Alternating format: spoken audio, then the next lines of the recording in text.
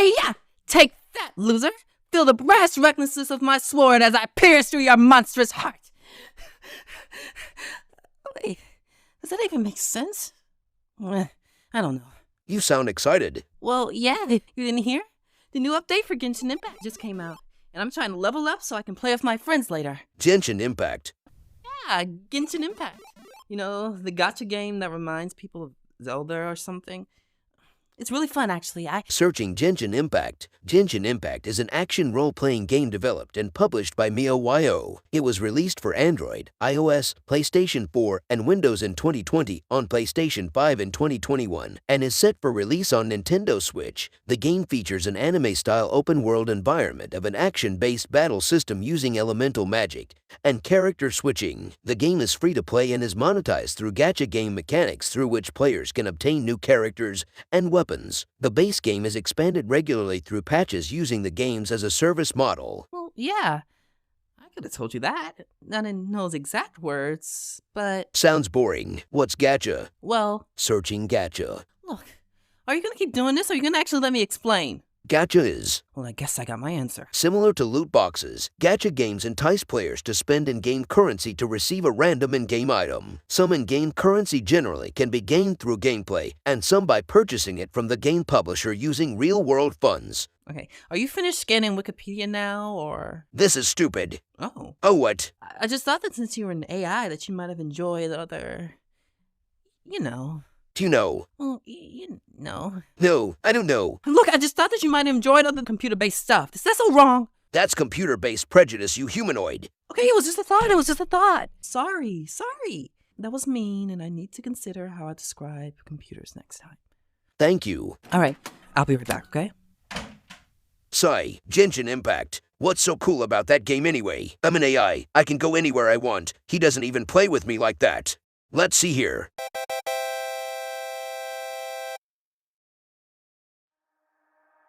Welcome to the I'm a Fan of podcast, where people from different fandoms come together to share why they love what they love. And sometimes hate what they hate.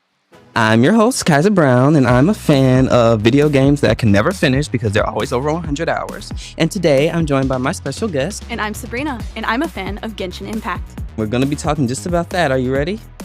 Of course, as ready as I'll ever be. Okay, let's get started.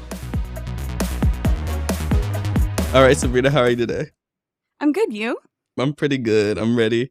I don't know how this is gonna go with Genshin Impact because I know like little to nothing about this game despite playing it for a year or so. But that's okay. That's why I have you. I have the expert. You're the one who came up with the stuff, and I'm just here to follow along, you know? I'll try my best. I've been playing for 3 years, so I hope I know a little something. Technically, you know what? I've been playing for 3 years too. I got it when it first started, and then I just never came back. Dang, a late bloomer. It's okay. I'll carry you. It's You're fine. Okay. I mean, it's true. I mean, I'm the Royal Highness. You do all the stuff for me. Battle all the people. It's great. All right. I'm your DPS. Yes. Whatever that is. What is the DPS? DPS is usually I don't know the full acronym, but it's usually a character that does like a damage. Like they are your damaging character, your main attacker. That goes forth to deal most damage. Mm-hmm. And then there are other roles too, but so what will my role be?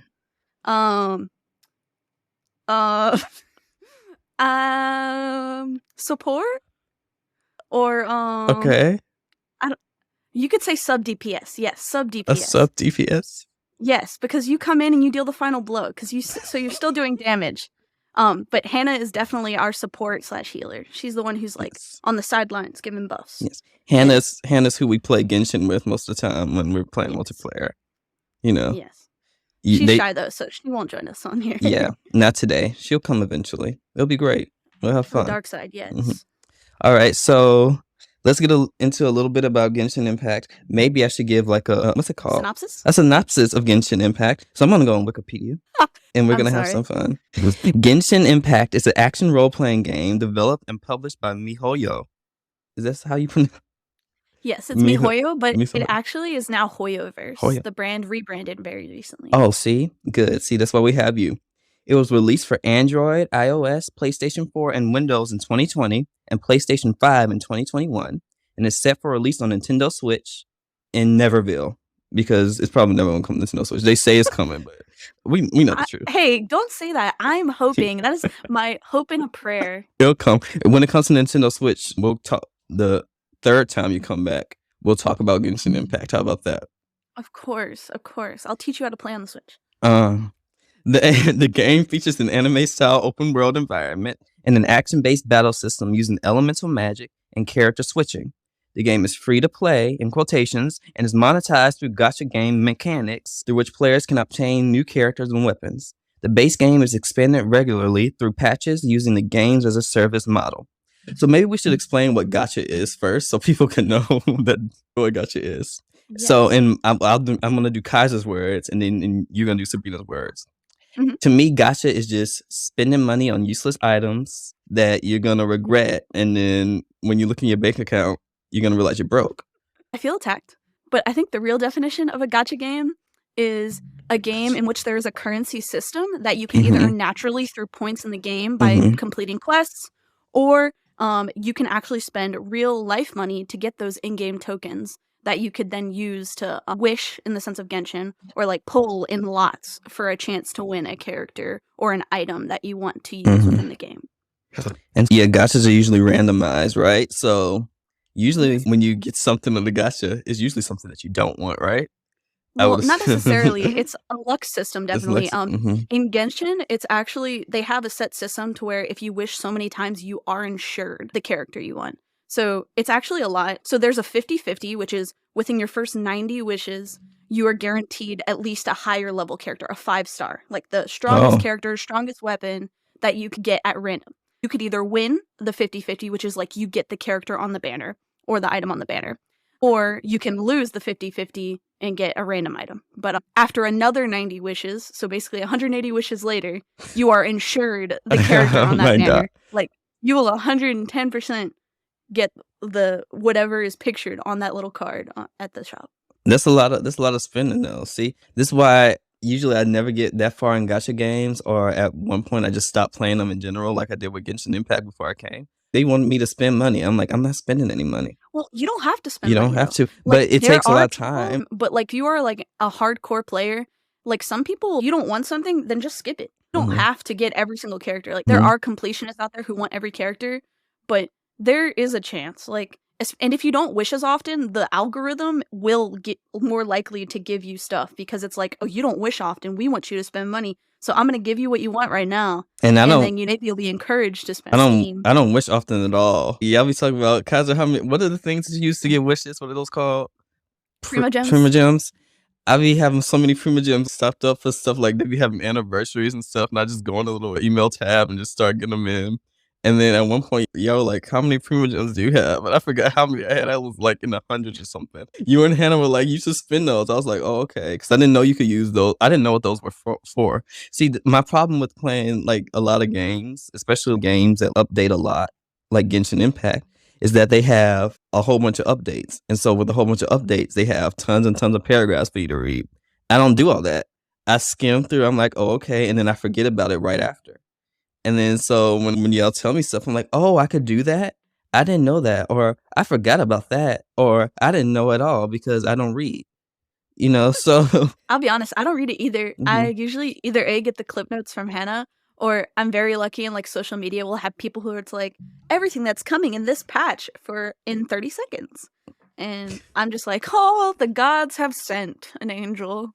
Gee. That's just gacha games for you in general. But you know what? Genshin Impact is actually a fun game, I think. It's fun, especially when I'm playing with other people. I wish I could play like story quests with other people. That's what I wish. Like an MMO type of thing. You know how, think like Final Fantasy 14, you can go through the story on your own, all by yourself. But if you want to, you can bring your friends in there to play the game with you. But Final Fantasy 14, you have to pay a monthly fee too. So maybe. I think reasons like how people like you and I play together, where if I was to help you with the story quest, it's like cheating. Like I could clear everything. And it, like in a sense, you wouldn't learn the mechanics that you have to learn to continue in the open world game. The mechanics I need to learn are simple. Press X to jump and O to fight. That's all I need to know. Puzzles and like you need to know who certain people are to get certain items or to keep up with the story. They're like trying to prevent you from cheating. They're like, you got to learn yourself. That's what the friends you play with are for, though. That's what they're for. Like, you tell me all that stuff. I know where to go. I learn the story. It's great. We have fun, and I don't have to do a whole bunch of. I'm actually one of those weirdos who does like the work. So the only thing I don't like is when you do the story quest, sometimes they will lock you off from co-op like as a whole. So even if like I wanted to go play with you and I was like in the middle of a story quest, sometimes it's like, oh, you cannot leave your world until you do your job. Why? Does it like affect the world or something? Yes, because certain characters like NPCs will be a part of the quest. And if I go in your world and that NPC is not where it's supposed to be, it's some weird. So what they NPCs like follow you or whatever? Because I don't know, because I haven't gotten that. Follow you, but like they play a role in certain story quests, Mhm. or like certain things in your world will change depending on where you are in the story quest. Like certain areas will be locked, unlocked, and at those times, just because your world is altered in a sense from like what is the standard for open world playing, I guess it's like a way that the system protects itself or like sets rules to keep things in that state for your quest. Prime example, say this one character who stands outside of the guild every day in your regular game is a part of the quest, but they're not in that spot for that quest. They're on a journey and you have to follow them to solve this mission. Say a character is set up in front of the guild, like it's Marjorie. She owns a shop that you can buy items from. She's a part of this quest, like you're helping her find something. And so you guys are traveling outside of the town where she usually stands. You're not going to be able to talk to her in other people's worlds because in your world, she is off on that quest. Oh. So that is why I can't enter your world. Yeah. Kind of scenario. See, I get that part, like story quests, but what about just like... I can technically help you on certain regular quests that are like out in the world. They're called world quests or commissions sometimes if they're like for Prima Gems. But I can help you, but you cannot always talk to the NPCs while I'm there.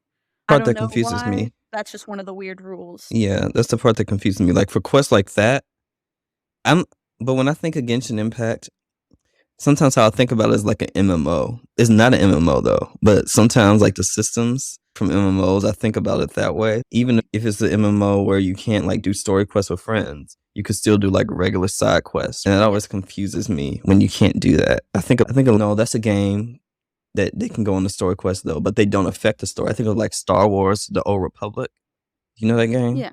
Yeah, that game where you play the story, whatever, your friends can join you in the story, but they don't affect the story. But when it comes to side quests or whatever, they can be a part of the story, which I always like that. But that's a BioWare game. I just don't think Genshin is like that update. It's currently constantly updating and evolving. So most companies, like the reason why I think, as we mentioned earlier, Nintendo never actually signing on a contract with Genshin like that. I think that's part of the reason why Nintendo hasn't signed Genshin is because it is technically not. Yeah. Like they do have games that are on, I believe, the Nintendo that are constantly like updating, but I think they're usually like DLCs or patches that improve an already, in a sense, completed game, like Pokemon Scarlet and Violet. Yeah. There's technically an end to the game, even though you can continue playing once you reach that official end. Whereas Genshin is like technically at like a beta still because the game is not complete. It's still in process of completion. You cannot reach an end to Genshin yet. So that's also probably why there are these certain little bits and pieces that are like seem weird or strange to have because it's probably for the system because of how big the game is and how fragile maybe the system is. Oh. That kind of interaction. Yeah. I always thought it was because they were jealous because Zelda. Especially with like Breath of the Wild coming out, and then Genshin Impact came out like three years after that, and then you like, wait, you can climb? Because that was the time like right after Zelda Breath of the Wild came out, everybody and their mama wanted to do some climbing mechanics in their game. They're like, you can climb everything in here. Let's add this to this game. Let's add it to that game. Let's do it here. And now nobody wants a game that you cannot climb on anything. So when's actually like at least when I was getting ready to start playing, like I was hesitant, but they were like, oh no, it's just basically like anime Breath of the Wild. But Breath of the Wild is anime. See it that way. People stereotype anime as being like only like Japanese cartoon rather than just being animation. Yeah. Specifically. Which even then, Zelda is technically like it's right. Yeah. People just like stereotype certain kinds. It's like that whole argument because I think like Avatar: The Last Airbender. That's what I think about when anybody says this is an anime, that is an anime.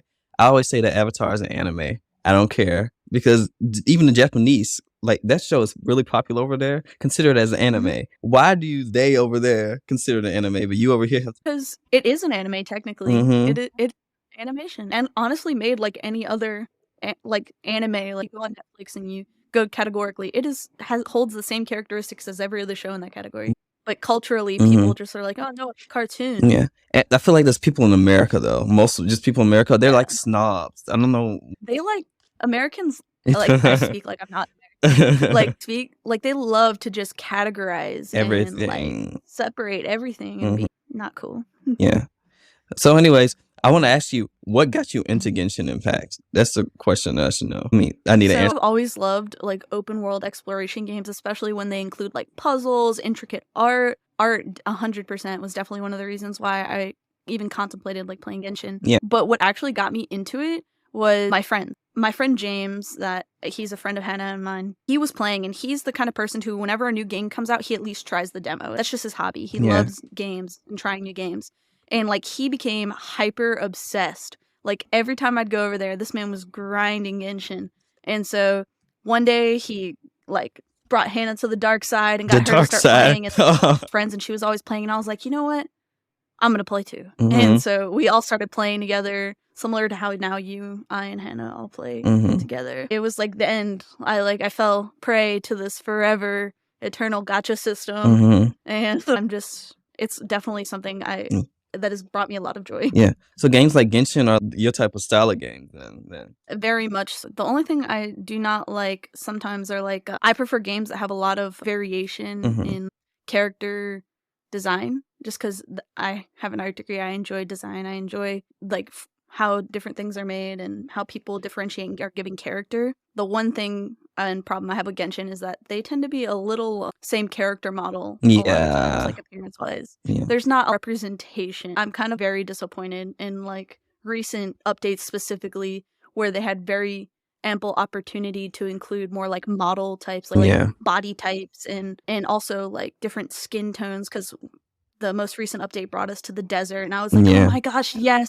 we're getting melanin. It's gonna be beautiful. We're gonna get to that. We're gonna get to that whole situation with the melanin thing and my people not being represented again. I was so mad. OMG. Yeah, but I can relate to like loving open world type of games. I like anime JRPG type of games anyway. But is it Genshin? I don't think Genshin is a JRPG. It's it's not Japanese, is it? I mean, it's Chinese. But games like a Persona, and I love games where I can have like choices like Persona. Like you can make choices in Genshin and it will slightly affect the game, but I don't feel like the decisions are big enough yet to where they will bring you on a different like path than any other gamer.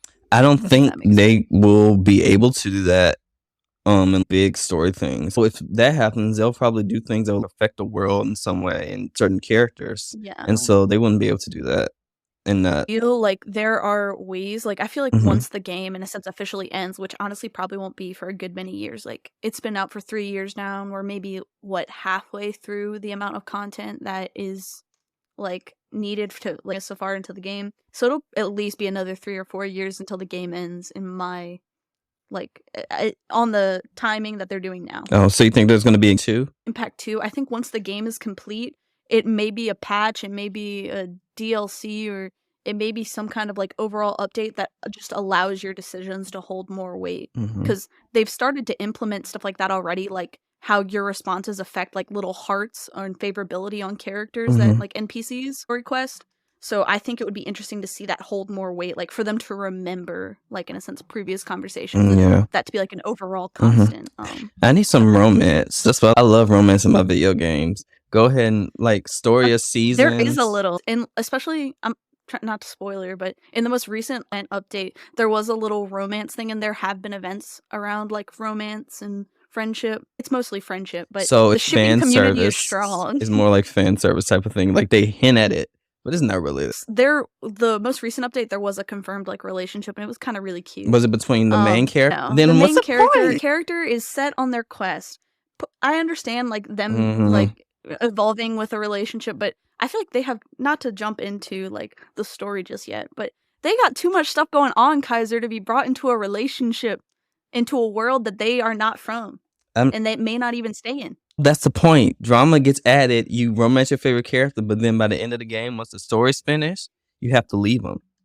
You can't come back. Maybe that'll be like I said, when the game ends and they start adding DLC, they could add that. Maybe their next game is a Genshin dating game where dating sim. You pick your lover, you like make it through the whole game, and then right at the end, like you have to leave the person you romance through the whole game. I would like to see like a full-on Genshin video game that's not free to play. I think of like Grand Blue Fantasy and how they have that's a gacha game too, but they have a whole bunch of spin-off titles. They have a JRPG coming out too. It's a whole game. I would like a Genshin game like that. So you could. What annoys me with a lot of games is when like you only have one character on the map. I mean, that's why I like playing multiplayer. Like I have that one character on the map, and then I switch characters. That annoys me to the end because I want to feel like my character. If I have a party, that I have like a party with me or whatever. And that annoys me with a lot of video games when my party doesn't follow me. They don't even have to really do anything like that. Just follow me and pretend to be. That's why I like games like Final Fantasy a lot. But then that's what early Final Fantasy games get on my nerves when the characters don't follow me. Like when you go out, like Three Houses, like when you go out into battle and you have your whole party around you and like you go into battle together. Yeah. I get that. But I think I personally don't mind the changing character mechanic just because I enjoy like having to set up that strategy of like who's on my team, how I change characters, how the battle goes and whatnot. Yeah, no, I like that. I'm just saying I would like to have that plus just like the NPCs following me. When I'm climbing stuff, I want them to be behind me. I just think that's cool. Because what if you fall and they're just, I wonder when he's gonna get back. It is what it is. What they can have it do. I think of Persona or like Dragon Quest XI. How the characters just follow you, and you're the one leading the party, so you're the one like you attack and you get into the battle or whatever. But those characters are just following you because it just adds to the sense of like realism, I guess. I don't know. You're journeying with your friends, you know? I like the idea. I get it, but I don't want my friends following me into my bad decisions. I feel bad. I'm like leading the party into disarray. See, but no, I would love a Pokemon game like that where I think of the Pokemon anime where you're journeying with your friends. I want a whole Pokemon game, add that element into it. So throughout the whole game, like your team is following you. And then you can have like your Pokemon team or like your friends. Your human team. So wouldn't that be cool? I can just think of a Pokemon game. Think of anime. Ash isn't on the anime anymore. By Ash. Think of Ash, Brock, and Misty. Say they made a game like that, and it's Ash, Brock, and Misty. And then you mainly controlling Ash or whatever, but Brock and Misty are behind you or something like that. Or you can control who's in the front of the party. And it's just the same battle mechanics or whatever. I feel like that would just be like really fun.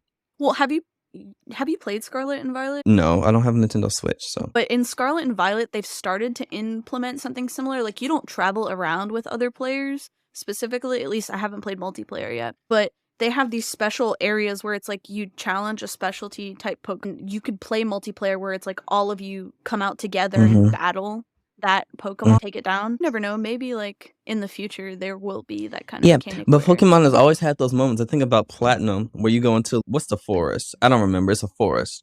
But it's like the first forest you go into the game. And then there's this little boy, I can't remember, that ends up following you throughout the forest. And then you end up battling all the trainers in the forest as you go through the forest. That's what I mean, that type of thing. So you can have, I think of, what's it called? Nihokuni? Ninokuni? Is it? Yes. Yes. I was about to say, Nino Kuni, I think. Wrath of the White Witch, and they have a similar like Pokemon type of battle system. But then the characters are following you, and you can control. The only thing about that, I think, is that you will probably have to limit the amount of Pokemon that each character has on their team, because you can't have 6 Pokemon. You can, but you will probably have to change the battle system. To happen is that like between you and the other characters, there can be an overall of 6 Pokemon. I would say like instead. Like each character would have 3. Possible. I don't know. I feel like they'd be like, they might be a little snobby about it and be like, no, it's 2. It's the stereotypical 6 Pokemon system. Yeah. No, I was just because I would go in and just like change. See, that's why I'm not a Pokemon game developer, because I'll be like, because when I was little, I always wanted like a Pokemon contest game too. A game that can go fully around contests, or you can choose whether you want to go through the gym challenge and do Pokemon contests. I'm like, make the whole Pokemon contest thing a whole game system. Do a whole thing where you can add battles into Pokemon contests. You can the dressing of the Pokemon. You can pick what your trainer wears, all this stuff. And you can have a rival in the Pokemon contest. I mean, make that a full thing, not just a side thing. Because they do have that stuff in Pokemon contests. But make it a full thing. That's what I need. Because that would be so much fun. I feel like, because I guess I was obsessed with Pokemon contests when I was little. Because we need to get back to Genshin. We'll get back to Genshin in a second. But see... But I was obsessed because watching Pokemon Diamond and Pearl and then seeing Don doing like all the Pokemon contest stuff. And then I got to Platinum and I played the Pokemon contest, but they weren't as cool as they were in the anime compared to like regular like gym battles and stuff, which were just as cool, I think, in the anime. They were different, but just as cool. I'm like, man, I want to go and participate in the Pokemon contest all across the region. And then go have the finale thing, my rival. And you can have a version of the type of Elite Four. Like, I don't know, like a contest Elite Four or something like that. And beat them up. And then you can also do the gym battles if you want. I want that. I want a Pokemon contest. Maybe you should be the first developer for that. Be the first developer. I don't think I have enough, like, I don't have the desire strong enough to do that. Yeah, I'm like... You don't want to go contend at Pokemon? I want to tell you to do it, but I don't want to do it. Because I feel like it's too much work to do something that I'm not that invested in. Yeah, I got it. I haven't played any newer Pokemon games since Sun and Moon because I don't have a Switch. I always pay attention to Pokemon news, but I never played any of the Pokemon games after Sun and Moon, which is sad. It saddens me. It's okay. We'll change that one day. We'll change it one day. I'll get a Switch one day. Yeah. Because apparently we're not getting another new type of Switch for many years to come, so... Even if it's even a Switch by that point, it'll be like I don't know, Stitch. I don't know what. Maybe by then they'll release new. Nintendo would do something like that though. They'll be like, "We finally did it, y'all! The game completed. Anniversary. Here. We bring you." Nintendo is the type of company that does whatever they want to do, and they don't care. They got the backing and the money. Yeah, they're like, we fund ourselves. We don't need all that. Nintendo be doing all that type of stuff. They'll do like Mario Kart. Adding all the DLC, all those course packs or whatever, just because they can. I'm like, you can make a whole new Mario Kart. They're like, no, we're just going to add all these courses. They do stuff like that. I'm fine with it. They can take their money because I'm not paying for it. So I was going to say, wait, take all your money, but Genshin Impact can't take any of your money. Nintendo has a special like strategy. I don't know how they do it. You get rewarded in little currencies that you can get characters with. I can do that in how many Nintendo games? Let's think about that for a second, huh? Let's think about that for a second. I can do that in how many other Nintendo games and get a full game. And I can play games like Fire Emblem where I can romance my characters and have children or whatever. Or, do all that stuff. And then I have to come to Genshin and spend money on what character that I'm probably not going to play as. Hey, I'm sorry. Not all of us are like OG main character stands like you. Like, I left my Traveler supporting the party from the sidelines. My Traveler's always in my party. Always in my party. Mostly because I hardly have any characters. But then also because it was fun to run around as the main character. It makes me feel like a main character. Dang. That kind of sounds kind of... Therapy. We should talk main character of the game, not main character. It's just it's the idea of playing as the main character and them being a part of the story throughout the entire way, not just a part of cutscenes. You know what I mean? Yeah, I understand. I definitely think it's like there's a perk to it. Like you can make your Traveler like your main character very OP. Like there are people who do it. I just am the elements that I like to use we do not have readily for the Traveler yet. So maybe that'll change for me once we get to those areas. And my Traveler gets those powers. Yeah. All right. So maybe we should get actually into the game. Stop talking about Pokemon or whatever we were talking about. And we were talking about how you got into Genshin. Let me think about how did I get into Genshin?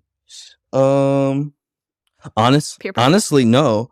I think because I saw like when it first came out, because I got it when it first came out, as soon as it came on PlayStation. Because we were in school then, like that weekend, I came back home that weekend and I just downloaded it on my PlayStation.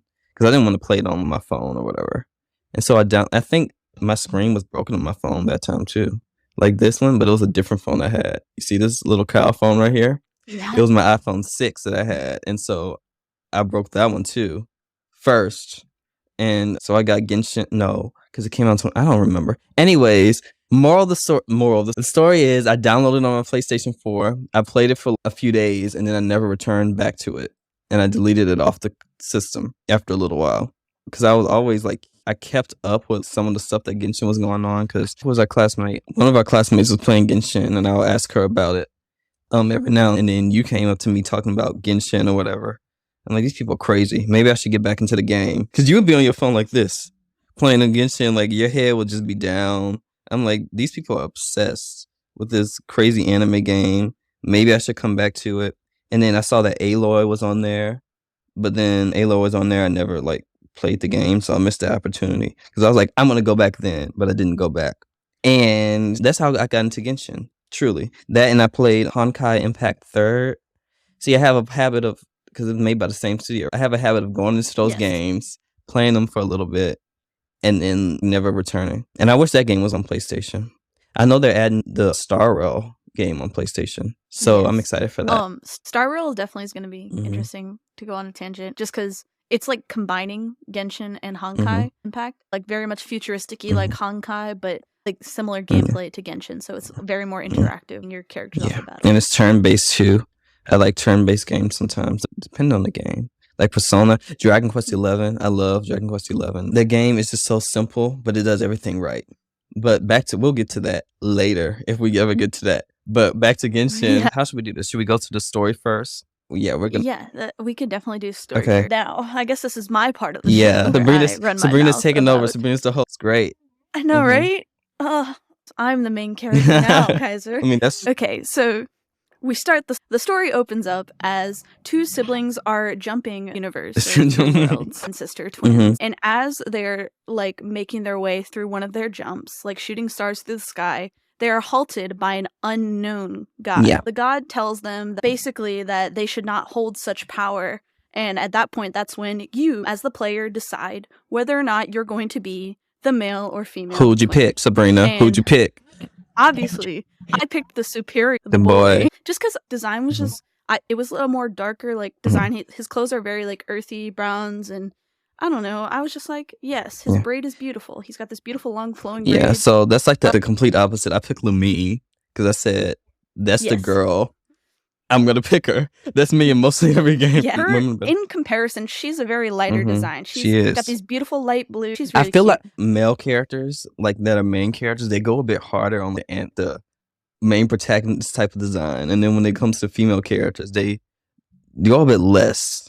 I feel like when it comes to like main characters in like video games, when you have to Genshin was not terrible about that. Like I feel like both received a good amount of attention. However, opinion as we continue through this explanation, I'm not going to give too much away now, but depending on who you pick, your other siblings like attitude is different. So, like after you pick this character, obviously your sibling is taken away by the unknown god. Like you black out and your sibling is encased in this like jail like geometric structure, and you wake up in the unknown world of Tava. Yeah. You're saved by your guide Paimon, who's like this cute little thing. Yeah, a lot of people actually quit playing the game because of her. Like, they don't make it that far because I think of her. they will whenever they saw Paimon. Because Paimon, I don't think Paimon is that annoying. But when you see that type of character, the first thing that comes to your head is like, hey, listen. It's like she's the Navi of this game. Just less annoying, actually. Well, so some people find her, like, really annoying because her voice is very high-pitched and she's a very, like, persistent character. She's basically your railroad.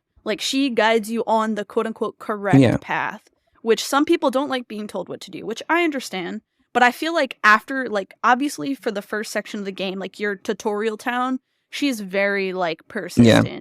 Whereas, like, as you play the game from that point, I find her, like, she, like, completely gets, like, less, I say verbal in the sense of, like, you need to go here, and, like, constantly reminding you. And maybe it's also, I just got used to her. You have the option to either be really nice with her and, like, back her up, or you can be like, oh, you're emergency food. Yeah, no, I was thinking about that. There was, like, the one joke where I'm like, I'm gonna... That she is emergency food. One of my favorite tags I've ever seen, because on Genshin, like, on your account, you can write a little one-sentence comment about yourself, and most of the time people put, like, memes.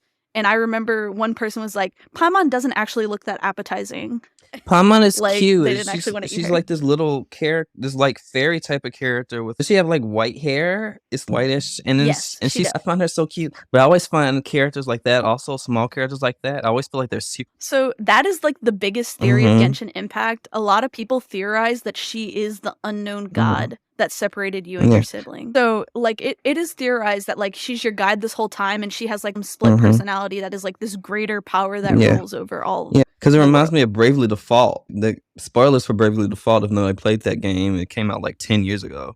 But the main little fairy character is actually the main antagonist, or one of the main antagonists. So you travel with her throughout the entire game, and then all of a sudden, she betray you, and then she's evil, but she's still. I feel like, because I never really got far into Bravely Default. I only played the demo, so I only watched videos of the game. From my understanding, 2/3 of the way through, because they're at the end, and like at the end of Bravely Default, it's this time travel thing. So you have to do the same thing over and over and over and over again, like the last half of the game. And I think you find out she's evil, but she still has to travel with you, if I'm not mistaken. Yeah. And so I just find that hilarious, and that's why whenever I see Paimon, I like Paimon, but I'm like, you kind of evil. There's something about you. You're sus. Yeah, something about you. I mean, it's fine. You can have a redemption arc, or you can be evil and still travel with me, because that'll be a fun little dynamic. Like I said, the theory is that she has like this, like in separating your sibling from you, she used up all her power and is left almost like with amnesia.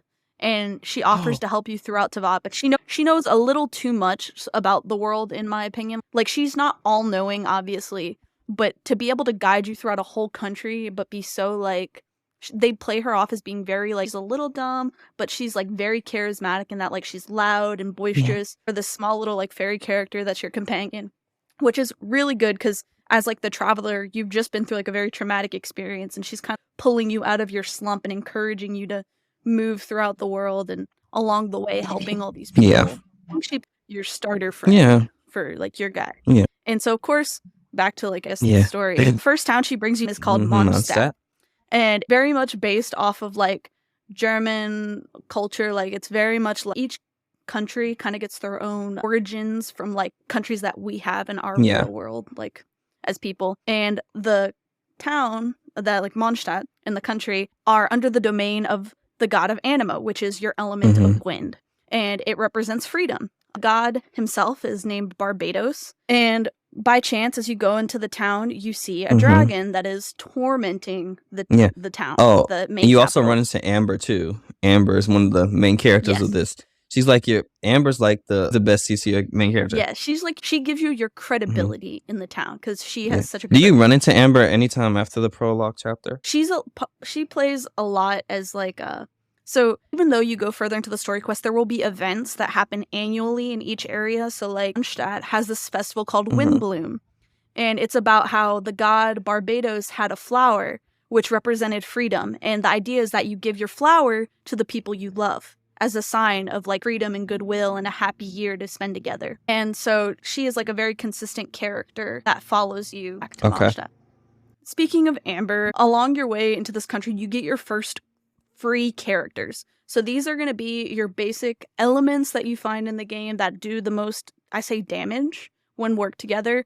You get Amber, who is an outrider. She's part of the Knights of Favonius, like a group that protects Mondstadt, their governing body. Almost like they're like a democracy. It's like a group of knights that work together to protect the town. And she's like in charge of exploration, making sure everything's okay. And she's teaches everybody how to glide. And that's how you learn how to glide in the game. She gives you a test and you get your gliding license. Then you get your second character, who is Kaiser. He is part of the cavalry force. Eye patch guy. He's yes. It's like saucy. He's like, oh, haha, I'm dark and mysterious. He thinks he's so He's cool. Not dark. He's so pale. But he's got like, oh, I meant like, I know what you meant. Not I thought he's funny.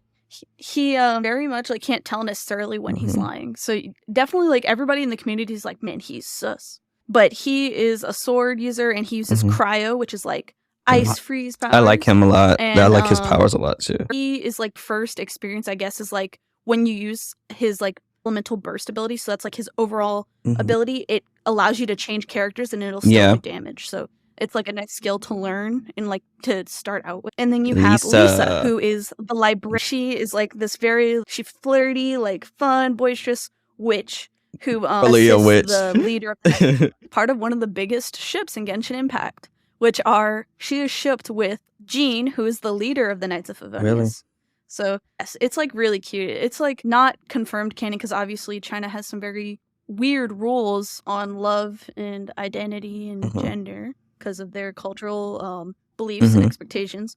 But it is very much like the community is like, there's no way that these two, like, there are lines where it's like, oh yeah, we go out and do stuff together all the time. I never thought about that, and I'm actually. like, oh, you go, yeah, no. There is an event where like you follow Jean, it's her character quest, and Lisa is a big part in it. And you're like, oh, so you're helping your girlfriend. I mean, your friend, like, you know. Oh, I never thought about that, totally, actually.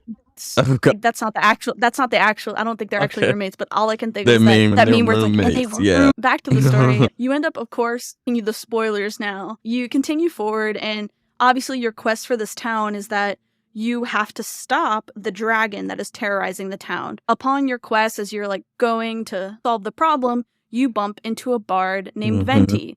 And he is who you've seen as you enter the town, talking to the dragon, like trying to calm the dragon with his music, because he's a bard. So he takes you on the quest and leads you into trying to actually save the dragon, because you find out he is being controlled by a dark force. And upon finding the dragon, you do a gliding quest, and you jump on its back, and you destroy this crystal, which has been embedded in its skin that is glowing like dark, spewing like nasty magic.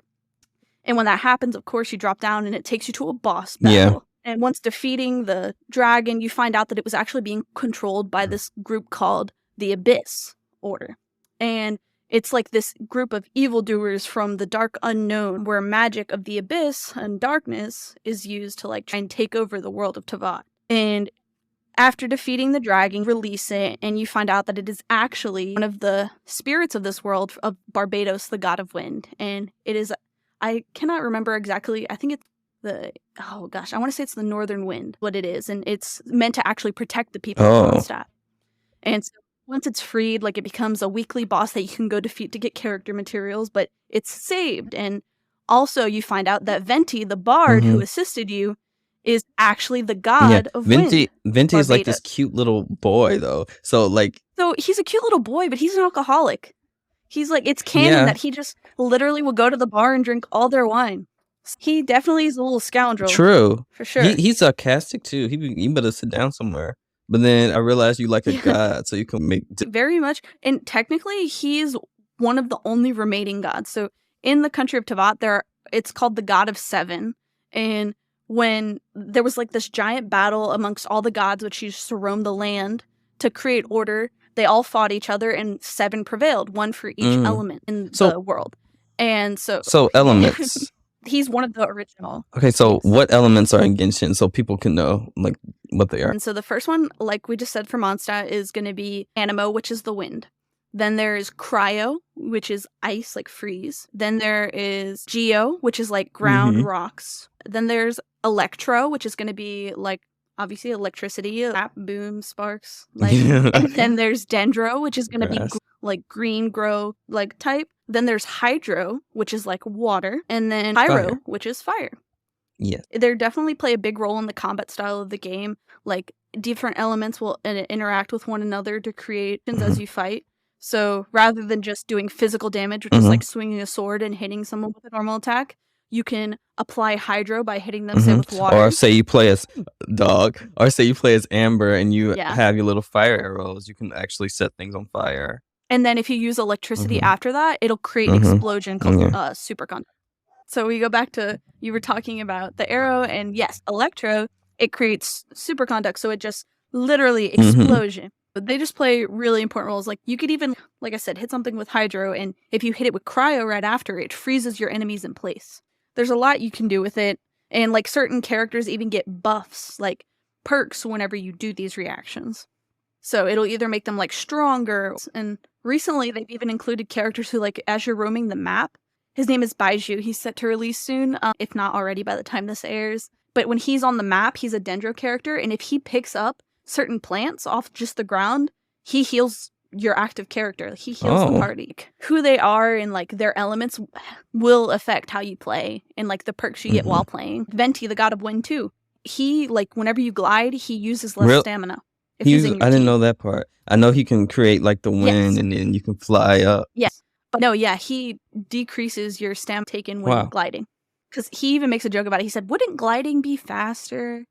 Is one of his lines when you're walking around. I didn't know that. After you leave Mondstadt, obviously you go to help him, and as you're walking back to like your old town to rest down for the day with him, he is stopped by a woman dressed up finely, claiming that she is there to take his gnosis. Each god has, it looks like a little chess piece, and it's called a gnosis. It's what connects them to the heavens for all the gods. It's for Celestia. That's the name of the heavens. And so it's what makes him, in a sense, quote unquote, a god. Even though once it's gone, he doesn't lose his power because he was powerful before, disconnects him from the heavens in a sense. Like it's taking away his like title. So of course he's like, nah, woman, you can't take my power. Like I'm the god, I'm protecting these people. You need to go mind your own business. And of course she doesn't like that. And she said, well, I'm with the Fatui and I'm with the Saritsa, who is another god of the country. She's the god of cryo. And she's like, I'm taking your gnosis. And so she beats y'all up. Because obviously, you can't take It's a on cool the big cutscene, boss. though. And so this cool cutscene, they hold him, they take his gnosis out, and get away. And you're just like, no. It's the god Barbados, right? We're like, right. I think you learn before then. I think you learn as like you're like flying to chase after the dragon. He's like, I'll help you. I'll use my power to create wind currents so that you can chase after him. I know it's been 3 years since I've done it, but I remember like it was yesterday. It's like a flashback. It's been like only a few months since I've done it. But from there, you go to the next country, which is obviously Liwa, which is modeled after China, the country where this game is made. And it's very different, like, terrain. Like I said, each country is heavily influenced, in a sense, by, like, the terrains found in that area. So Mondstadt was definitely, like, hills, cliffs, very green, forested, while Liwa is going to be more mountainous and definitely more like similar to what you'd find across like Asia in general, like the difference in environments that you'd see across the whole country. Rivers, like beautiful coasts. And so you get all the cool terrain, but the reason you're going is because you want to meet the god of Geo. His name is Morax, or the people of Liwa call him Rex Lapis out of respect. And so you go to meet him because he is actually the oldest god, and like the oldest god, and he is also one of the remaining also from the original 7 as well. So you go to meet him and you're on your quest. And of course, as you arrive to speak to him, you are thrown by the reality that he has just been murdered. And as an outlander, like somebody who is not of this country, all fingers point to you. I killed Morax? No, you didn't kill nobody. Okay. I just showed up. Okay. But everybody, of course, like, man, you're hella sus. You're new here. It is my fault. No, it's not. I didn't kill him. But he is murdered, and of course you have to run away. And, like, everything is thrown for a loop because you're like, oh my gosh, what's going on? We needed to talk to him, and now he's dead. So eventually your name is cleared because, like, after sneaking out the town, it's like a whole... I don't know if you'll like it when you get there in the game. It's definitely really hard to try and sneak out and not get caught by anybody. It's like a stealth mission, like a puzzle to avoid, like, the gazes of everyone as you're running away. Shouldn't be wearing all that white. Your name your name eventually gets cleared, if I remember correctly, because you bump into a character named Child. And so he is like a big name in the town, and he works for a bank, and so he offers to clear your name and like and prove your innocence.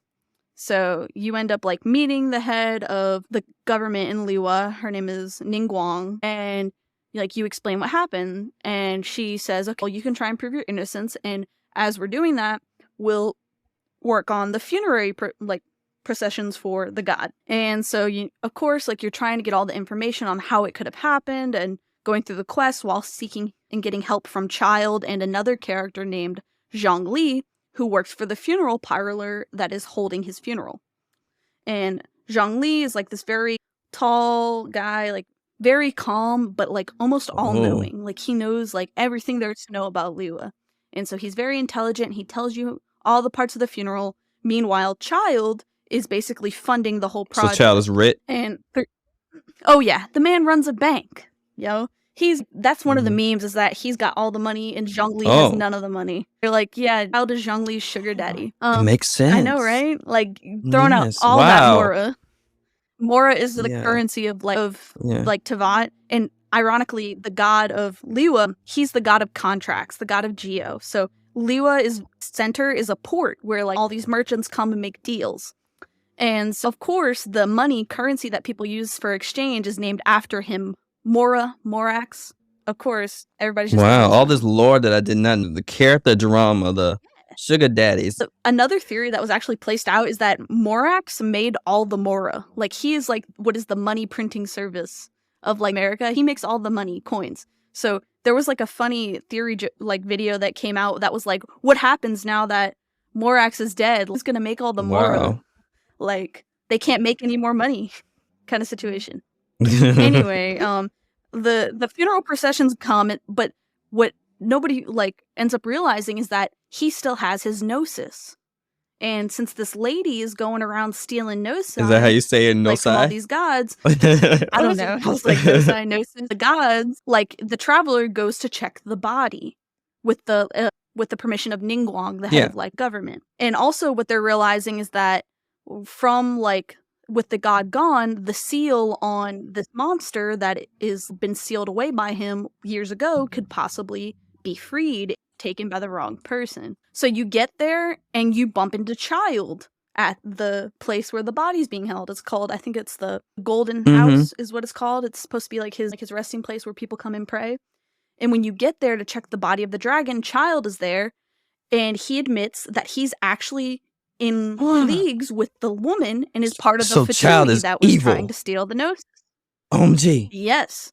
So when checking the body, nobody could find the gnosis, and you end up fighting him, and he becomes another weekly boss. Like that you fight another weekly boss. And so I get what you mean because he's a weekly boss, but okay. So you fight him, and he has 3 phases, because in the Fatui you find out that the harbingers, like the leaders of the group, have what is called a delusion.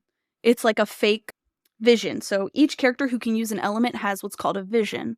And it's what gives them their elemental power. It's graced to them like in a time of hardship or passed down to them within a family.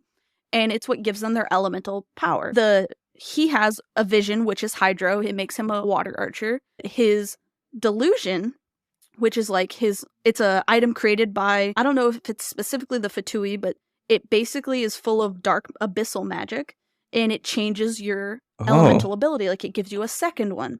But in exchange for that, it also deteriorates your life because it's dark magic. So in his fight for power, like his desire to become stronger, he took on the delusion years ago, and it's electro. So he does what is like an electrocution combo. So his first form is his hydro bow. His second form is an electro form that uses, I think it's technically like almost dual swords and a bow. And then his final form is, I think it's, gosh, I haven't fought him in forever. I want to say it's like a masked legacy or something of that nature, where he does like the combo of using swords, bow, and it's electro and hydro damage. That confuses me. The part where he's trying to get more power, so he has the delusion, right? But that shortens his lifespan. So does he uses it shortens his life? So yes. So whenever he like uses that like power, it basically grates so on his what if he force. keeps using it, and then all of a sudden he gets to the power, but then he dies as soon as he like it doesn't matter. So he actually has a tragic backstory. Child joined the Fatui Harbingers because he has younger siblings that he's trying to take care of. So in joining this, like, in a sense, it's a gang. It's like a group of evildoers. Not that all gangs are groups of evildoers, but he joins this group in order to get money to be able to earn money for his family. And he takes it on because he wants to become stronger to be able to protect his family. And so he doesn't care, whatever it takes, he will get stronger so that nobody can ever take away what is important to him. And so that's also why he's trying to get the Gnosis. He's trying to get in favor because there's like a hierarchy to the Harbingers. He, if I remember correctly, is relatively low on the list. Like he is considered one of, I say weaker members. He's not necessarily weak, as in he's more so, I think, like newer to the organization because he's younger, and he's also just what is considered like more emotionally, I say, driven. Like he's swayed by the traveler. He like sees the traveler as a friend when they're meant to be enemies. He's like cold, hard as nails. Like, I don't care who I gotta betray to get where I need to be. So he's in love with me. I mean, the traveler. No, he's me because he gives him money. Is that really love though? If we're the ones who changed his heart, I'm just pointing. Yeah, Kaiser, you're just looking for the romance. It's fine. It's fine. It's okay. I can give you all the money. It's called real war money. I can just put it in the game and then get whatever I want. You were hating on the gacha system. But so after you defeat him, obviously the house like is destroyed by your amazing fight that you guys just participated in. And you leave. And of course you go to find Zhongli because he's all knowing. Like, he has to know something. And when you get there, sure enough, he's making a deal with the woman who stole the Gnosis because he is the god of Geo. He is Rex Lapis. I knew it. No, I didn't, but I knew it. In exchange for helping him fake his death and doing another favor for him, they made a contract, and he gave her his Gnosis. And you find out that the whole reason he faked his death was actually to allow the people to move on, because he believes that Liyue was in a time where it was holding on too tightly to its god. They were relying on him to answer all these big questions, which he didn't mind. He loved his people. But he also knew that they needed to learn that they were strong enough to be without him. So he ghosted them. And they were codependent. Kinda, not really. Yeah. Like, he didn't want to abandon them, but he also knew that they needed to learn that, like, they were strong enough to do it on their own. And, like, people like Ning Guang, who was the head of the government, they were moving away from a system that relied heavily on the gods. They were trying to be very self-sufficient. And also, can you imagine being a god and working for hundreds and thousands of years and never getting a break, like, always having to, like, in a sense, be responsible for the people when they were fully capable of taking care of themselves? They were strong enough, and it's not like he plans to abandon them. Like, he still is his like human persona, Zhongli. He still walks around them. He still helps them. He just wanted them to know that they were strong enough to continue. No, I can't imagine it. That's why I turned to you, and that's why you're the god. So what? But so after this happens, though, of course you try and stop La Signora, and as that happens, she releases the beast that was originally trapped by Morax hundreds of years ago, and it's up to you to fight this big monster and help the people of Liyue survive from the monster. Its name is Osiris. It's like this giant water noodle snake-looking thing. It has 3 heads, and it's up to you to, like, defeat it. But in the midst of fighting, obviously, you're not strong enough alone. The old groups, like Morax, was assisted by what are called Adepti. They're like these animalistic spirit-looking entities, similar to gods, but not on the level of gods. They appear as, like, the old generation of the country, and met with, like, actual people of Liyue who are there to help fight as well. And they work together, in a sense, the old and the new generation, to save the people. Wow, look at that. So it's almost like the lesson of, like, the people learned that they were strong enough without their god to do it and protect themselves. Now they can become gods. And necessarily they can become gods, but they realize that the world of contracts doesn't end just because the god of contracts disappears. There's still contracts to be made, there's still relationships and bonds to form, and it's time for the older generation to, like, step back and let the newer generation and roll over all the flourish rest of the world and become gods. So at the end, of course, you talk to Zhongli, and you're like, dude, why'd you make that decision? And he gives you the whole explanation I just gave. And he says that the next place we should head to find information about our sibling would be to Inazuma, which is the Electro country, which lies under the rule of the Raiden Shogun, who is their, like, leader in the country. However, you are unable to go to Inazuma because it is under a blockade right now. Like, no outsiders are allowed into the country because they have what is called the Sankoku Decree, I think is what it's called, or maybe it's not Sankoku. It's some kind of vision hunt decree, which means everybody who had a vision was hunted down and had their vision taken away because the god no longer felt they were responsible enough to have them. And so, of course, the country's in disarray and it's shut down from the rest of the world. And keep in mind, as, like, the game is obviously updating in patches. As we get these, like, main country-based stories, we're also getting stories about you and your sibling. So during this break, it was another time that you actually got content on your sibling. And so you went ahead and you end up finding out that your sibling has actually, like, through this character named Dainsleif, he's, like, this knight from a country called Conria. And Conria was destroyed, like, I think it was 500 years ago by the gods because it was a country that did not believe in any gods or the power of gods.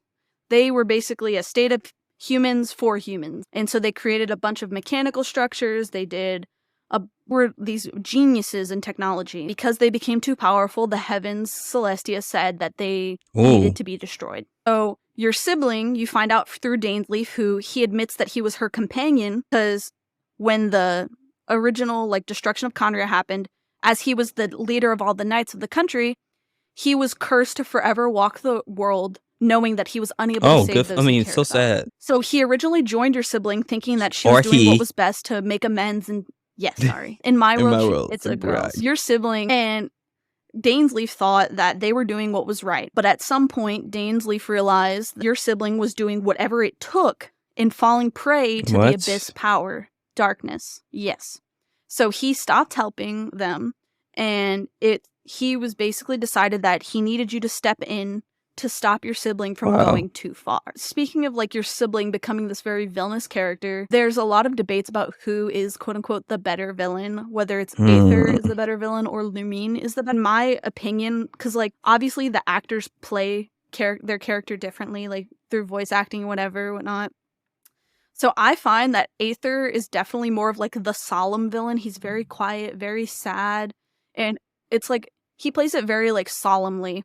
Whereas Lumen almost plays her more, it's almost like, and at least from what I've seen, it's like this icy, like bite is how her voice actress plays it. I almost prefer her as the villain because the people of Conria were like cursed. They literally just wanted to be themselves, only to be punished by the heavens.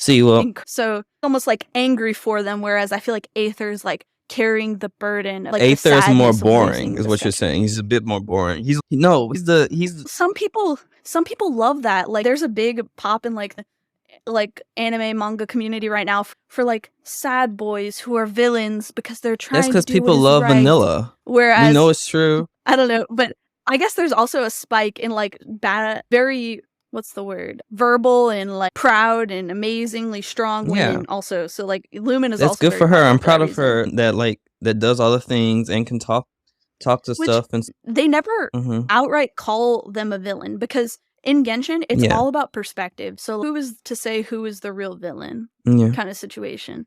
But and again, I'm being very vague with these descriptions and explanations just because I'm trying not to give away all the details. So if people do decide to play, which they should, they don't play knowing that like they know the gist, but they don't know like every little bit. Like they can still enjoy the story as they move their way through. So you end up facing off your sibling, like you just barely get a glance at sibling fight. Your Yes, I love fighting my siblings because you don't actually get to fight your sibling. I said that. Then. You fight like what is basically their like messenger, and then in the last second as you're fighting that messenger, like your sibling steps in and like you go to reach out to them and chase after them and they just disappear right before your eyes. Like the point is like you never, honestly up until this point to my knowledge, you never actually get to fully meet your sibling. Like they don't in a sense like respond fully to you. It's almost like they're on a journey for a greater cause and they've like attached themselves to an extent from you to like keep themselves resolved in their mission.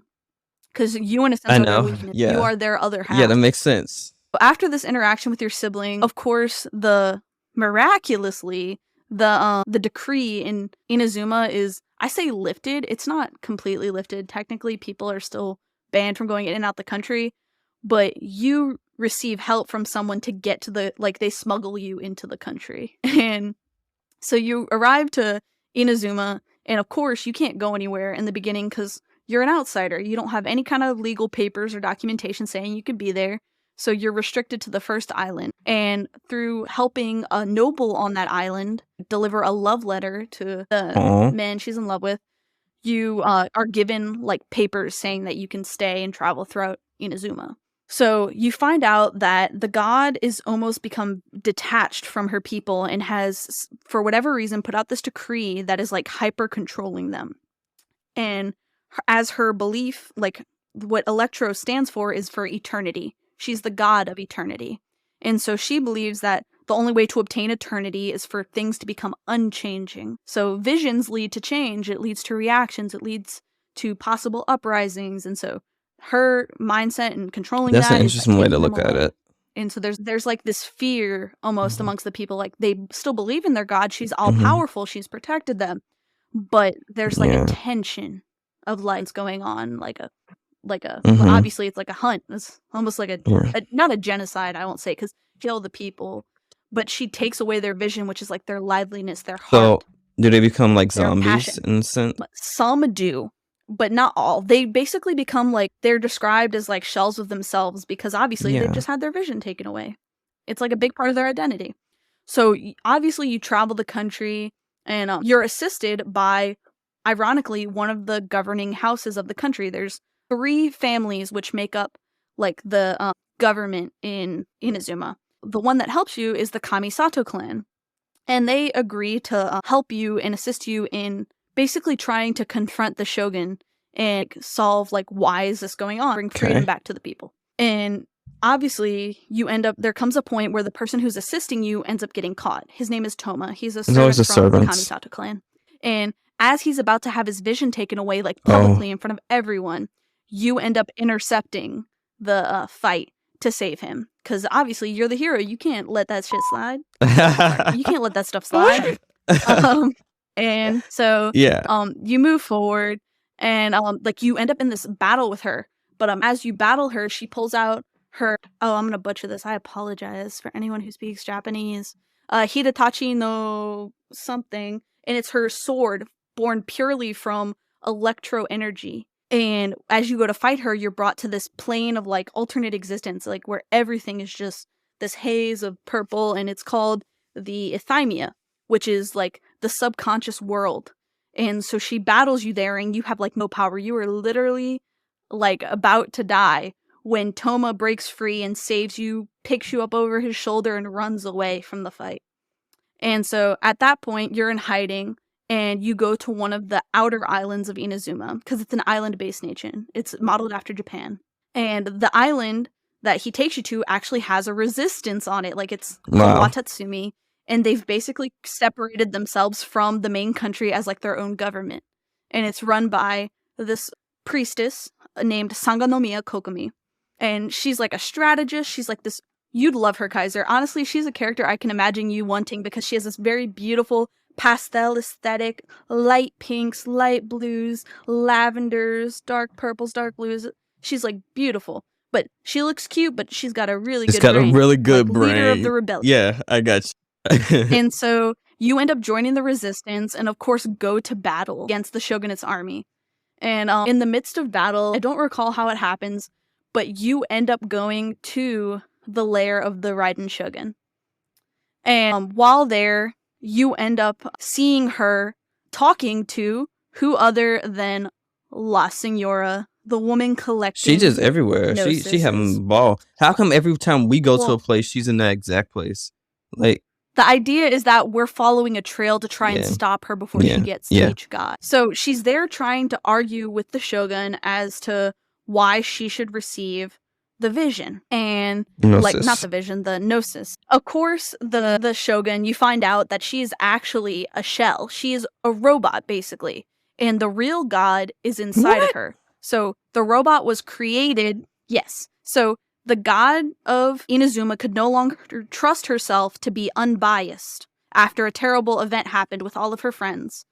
And so to maintain eternity and for things to be unchanging, she created a robot which would protect eternity. And that robot is what was governing the people.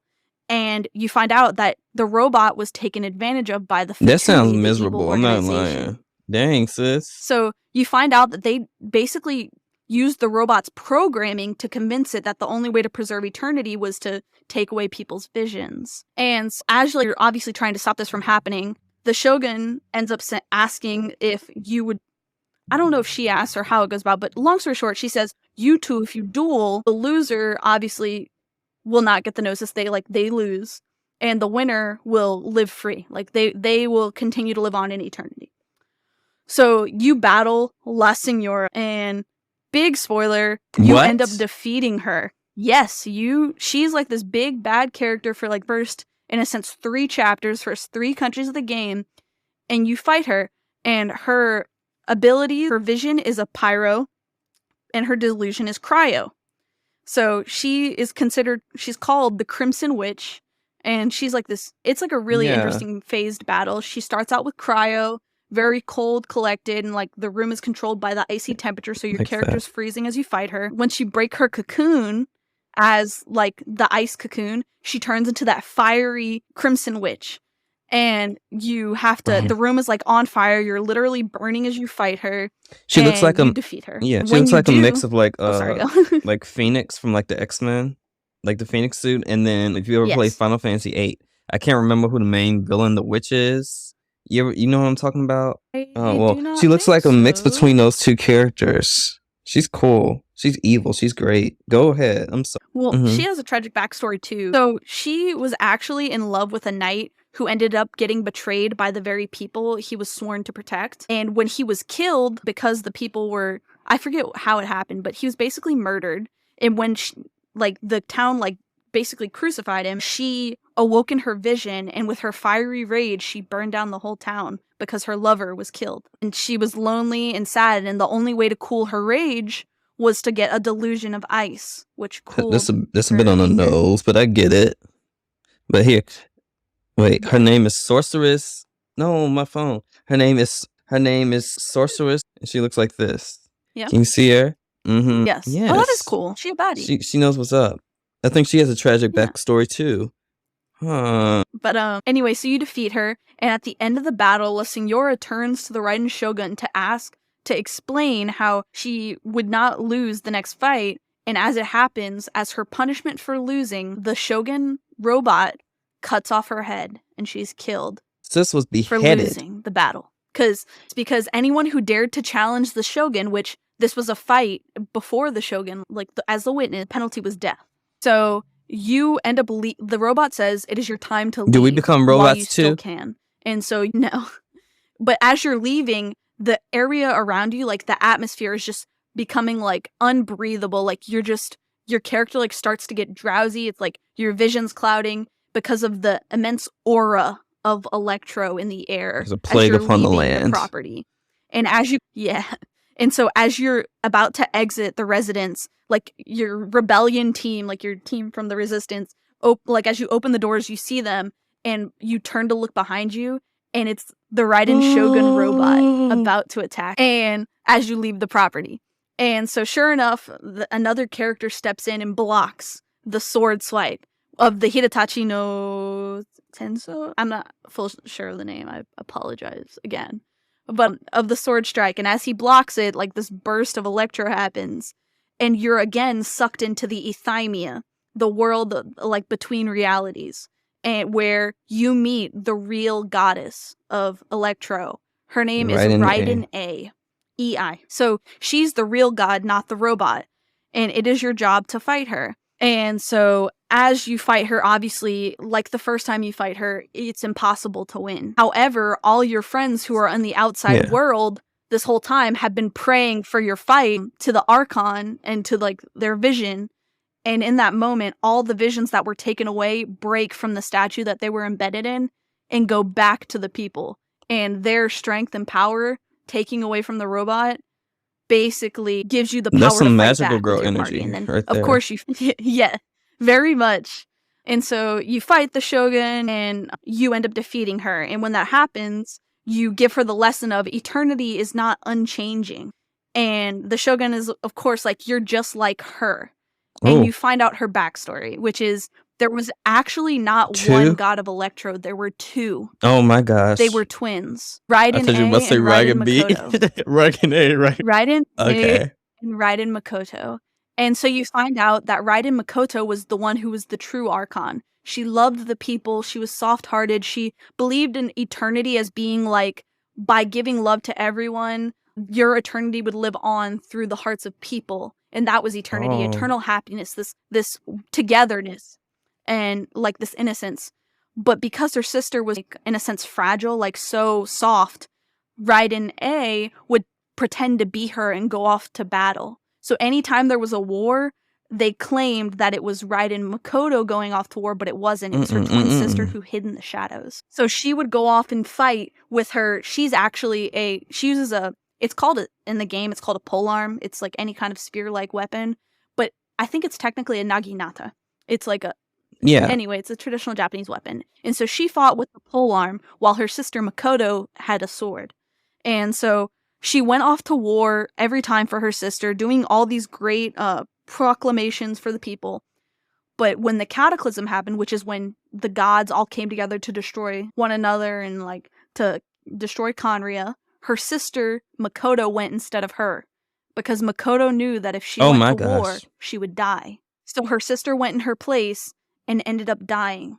And so Raiden A was so shaken by her twin sister's death that she could not trust herself to uphold eternity anymore. It's funny how they both hold those values. Like one sister looked at eternity as in something that was more happiness, is in your heart. It's something that changes, it flows through time. While the other sister looked at eternity as something that should just stay the same. So the sister that dies and saw eternity as the way that's through your heart and through happiness is she's the one that dies in battle. While the other sister that stayed, OMG, look at this, so deep. Yes, and so the idea is that the sister Makoto wanted her sister to not be held back by the ideas of just war and hiding in the shadows. She knew that her sister A had the heart to become just like her. She knew that her sister, like Makoto knew that A did not just believe eternity is unchanging, but because of her like sadness, she believed that if she kept everything the same as when Makoto was alive, then everything would be good.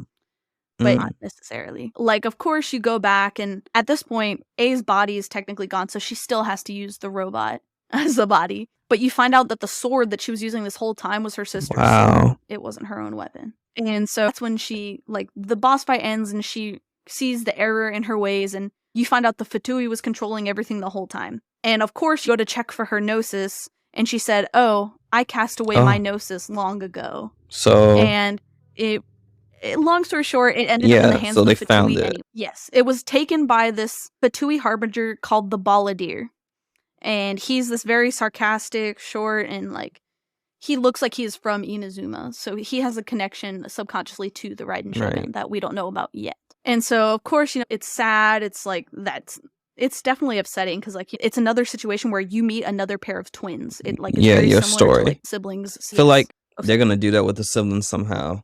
Both of them are somehow going to, towards the end of the story, get to some godlike level. So there's a theory that the twins, so the whole motif of the sky and Celestia, the heavens, there's this thing on the battle pass that it tells a story of two siblings who were descendants of the royal family, and the kind-hearted sibling was decided to be the ruler. And in spite, the other sibling became upset and ran away from the kingdom to start their own kingdom. And it ended up being deceived and turned to darkness. And so the theory is that the siblings aren't actually people. They take a human form in Tevat, but they're actually heavenly stars. And as such, they're in a sense gods. And that's why whenever you go to a new country as the traveler, if you talk to the godly statue, you're given the power of that country. They basically have... There's a name card that has all of the the visions on it, all of the elements on it. It has a stamp for everyone, but there are gaps, quote unquote, in the card where it looks like more stamps should go, more elements should be placed. So there's a theory that there are the 7 elements, but then there's an additional 3 to make it an even 10. There's one for light, which is the heavens. There's one for darkness, which is the abyss, and then there's an unknown element that everybody theorizes is what the siblings are, the ability to take on other elements, to absorb all things. That's deep. Yes. Yeah. It's this game plays off a lot of very serious concepts in very lighthearted ways, through games or through, I guess, story. And so, yeah, it is in this very sad moment that everything looks brighter. There's a chance for a positive future now that the Shogun has retaken control of her government. And has apologized to the people and is looking to make amends and contemplate what truly learn for herself. Maybe she's the one who should have left her people and went on the journey. No, I don't think she should have, because I think the point is that she needs to get closer to the people, because she spent the longest time away in the shadows, what she thought was best for them and not knowing them. Which she has a story quest actually where you literally go out into town with her. It's almost like a friend's going on an outing, and she gets to see the people, and you find out that she can't cook, she's a terrible cook, and that she loves sweets. You bump into a stall owner, and they're like, "Oh, would you like to try a sample of our new milk? Nobody likes it because it's super sweet, but maybe you'd like to try it." And he's terrified because the Raiden Shogun is right there, and she drinks it, and it's but isn't she a robot? Milk is what it's called. The body technically, but her so she can digest is a god. She's a god of So she won't short circuit. No, So her soul is actually embedded in the weapon, like the sword of her sister. Like, I forget if they say she actually takes the robot as her form or if it's like her soul just comes out of the sword and she goes around with you. But she tastes the dango milk and like in the most straightest, serious face ever, she's kind of, this is delicious. And she's like, I'll take so many bottles. She just gifts it as a gift to everyone. So she's like Wonder Woman for Woman. free to people. She's like Wonder Woman with Because ice she loved cream. it so Do you much. know that Wonder Woman ice cream joke? And No, I so do basically, not. when DC did another reboot in 2011 with the New 52, they had this running joke start where Wonder Woman, when she went, I forgot where she was, but it was in a Justice League issue, she ended up meeting this little girl who was eating ice cream. And so the ice cream man ended up giving Wonder Woman ice cream. And then when she had it, she thought it was the most delicious thing in the world. So she wanted to share it with all the people. And she was like, you, sir, are an excellent chef. This should be shared around the world. And that's a running joke that's been around like now in all other forms of media. There's a show called DC Superhero Girls. And that show, Wonder Woman was obsessed with ice cream. In the Wonder Woman movie, the 2017 movie, she ended up having ice cream for the first time. And she was just she was so innocent in that movie. And she was like, wow, this is so amazing. And so she just wanted to share with everybody, just like the deliciousness, the amazing taste of ice cream. And so now, whenever I think about stuff like that, like ice cream and stuff, I think about Wonder Woman and how she just felt the amazing, like the power of ice cream. Yeah, I don't know where I was going with that, but it is similar to Wonder Woman and ice cream. It was like the same way. She was like happy, but she couldn't obviously express that because the people saw her as such like a stern figure. So it was definitely like she had to be calm about it. Like she was very much, yes, I'll buy this much, hand it out. And I was like, dang, mommy. And so it's just really cute. And when she eventually became a playable character, it was like a really big thing that like in her voice lines that you could check, because for each character you can go check their voice lines, like how they feel about certain things and the other. Yeah, so you can tell like which ones are like quote unquote the robot versus which ones are like her. And she like on her favorite food voice line, it like she gets so excited and bubbly about the idea of having sweets. It's fun. And it is just sweets bring people together. Exactly. Anyway, so from there, you get another patch about like your sibling. Like you get the break before we jump into the next country, because right now, like obviously we're in islands, but this brings us back to the mainland. Sumeru, which is the next country of Dendro, it's connected to Liwa, but there's like an area in between that's like a transitional area that kind of connects the countries. It's called the chasm. And so it's like a hole in the ground that is like full of abyssal like black oozing goo that's like taken over the mines and like is poisoning the area. And it has like a whole story quest, which lo and behold, you find out the truth about the hilichurls, which are those enemies that you see everywhere in Genshin. Like they're like the most basic level enemy. It's like kind of very stereotyped, honestly, in my opinion, but they're meant to be like this very primitive looking people, and they have masks on that don't show their face, so you never see their face, and there are like different kinds of them. So there's your standard hilichurl, which is just like your standard soldier. Sometimes they'll have those shield, annoying things that always like be on top of the things and then be shooting bows at me. Yeah, the towers, and I'm just like, get out of my face. Yes. Every time I see them, I go and attack them just to annoy them, because sometimes they just be there by the campfire, and I'm like, I don't like you, and I go after them. Those people. You end up finding some very saddening information by going through this area. Again, you're joined by Dainsleif, and you find out that the hilichurls are actually the people of Conria, like the people who were cursed. So they were turned into monsters, and they lose all memory of being human. Yes. And so when it's time for them to die, if they're not killed by a passing adventurer, they basically crawl into the chasm to just hide in the darkness and pass away. Yep. And so your sibling is there because there's this machine, like a mechanism, that they believe can turn the hilichurls back into humans.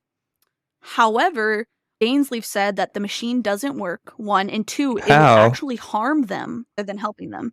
Because it releases like these radio waves that you think, like your sibling thinks it's going to turn them back into humans. It's going to give them their sentience back at least.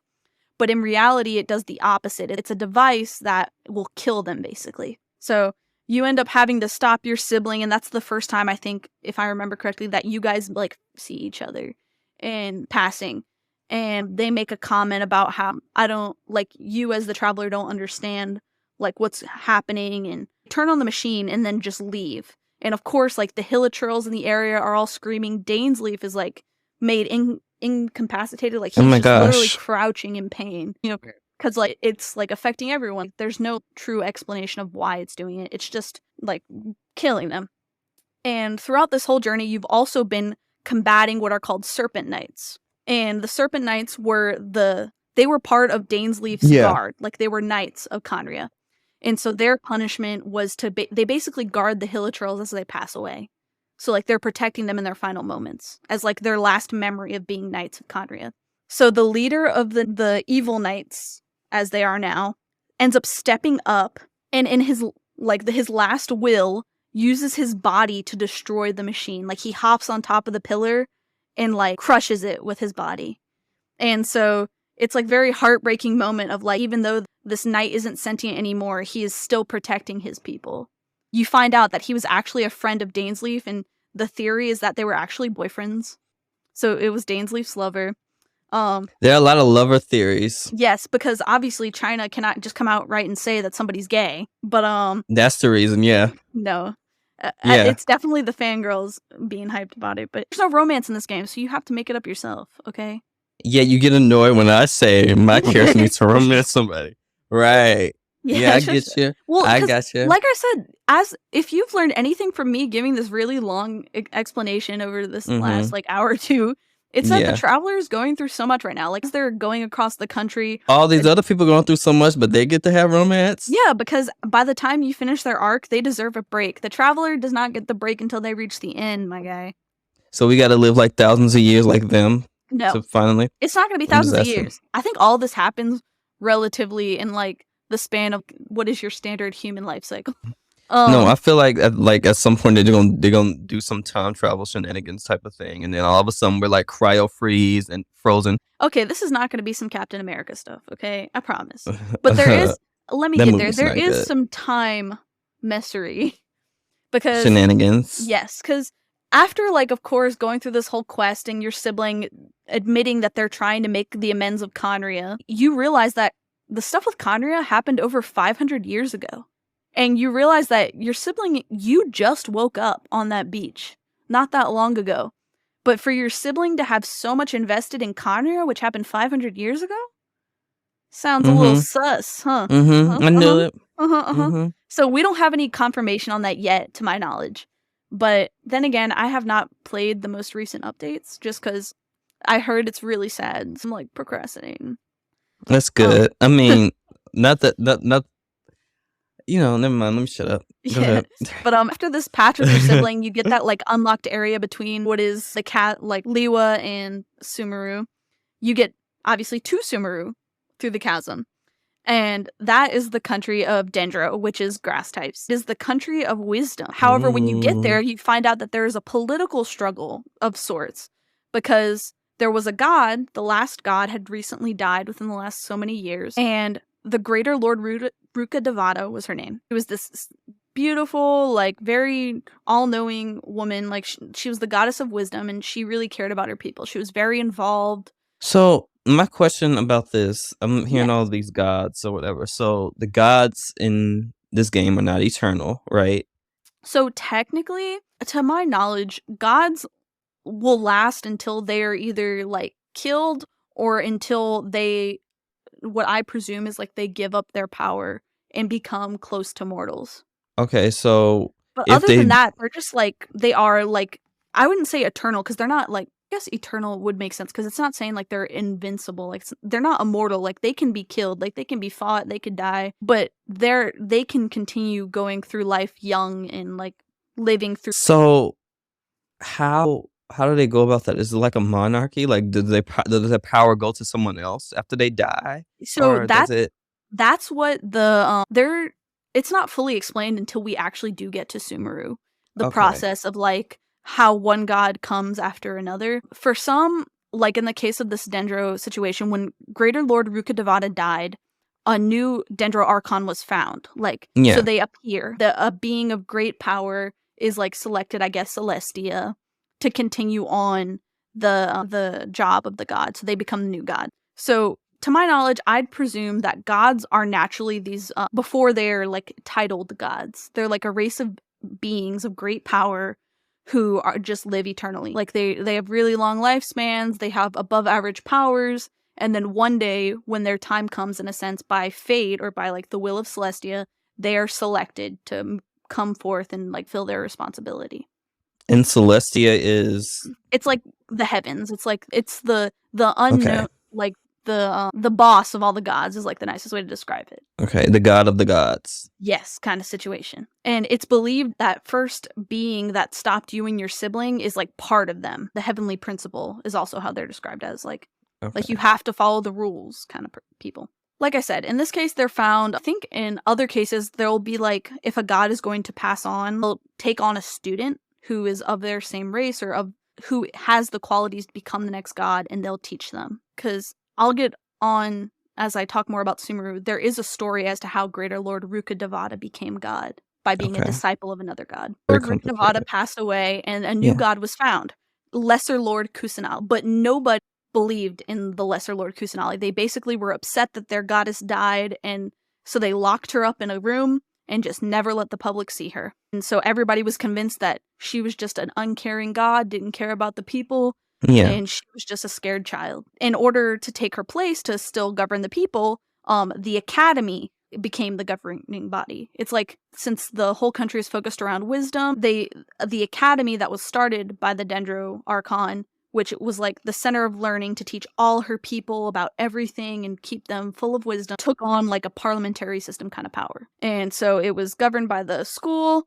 but it was starting to look like, as like the Traveler arrived, that the academy was doing some shady practices that was kind of brainwashing the people. On your journey there, you end up meeting people that actually support the new Dendro Archon.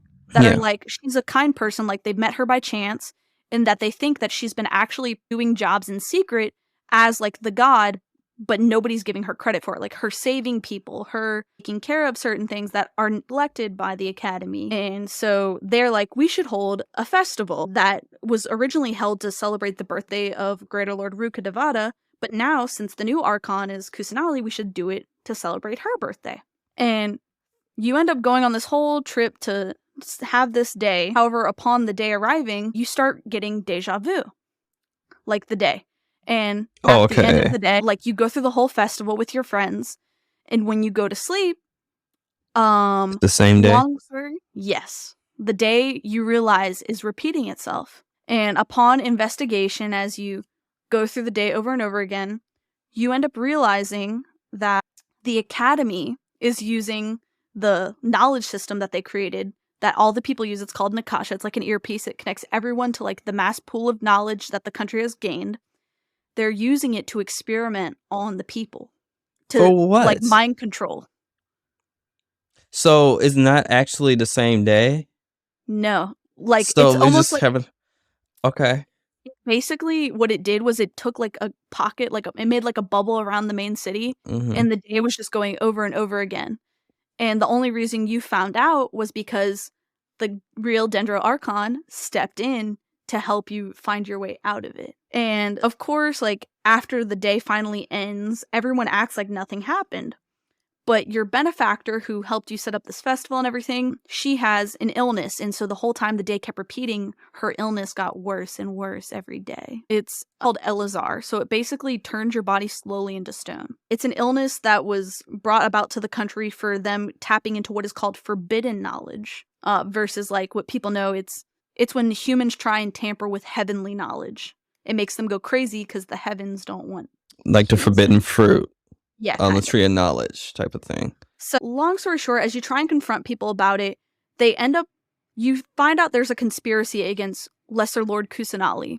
That they're purposely keeping her out of the loop and making her look bad because they don't want her to have power.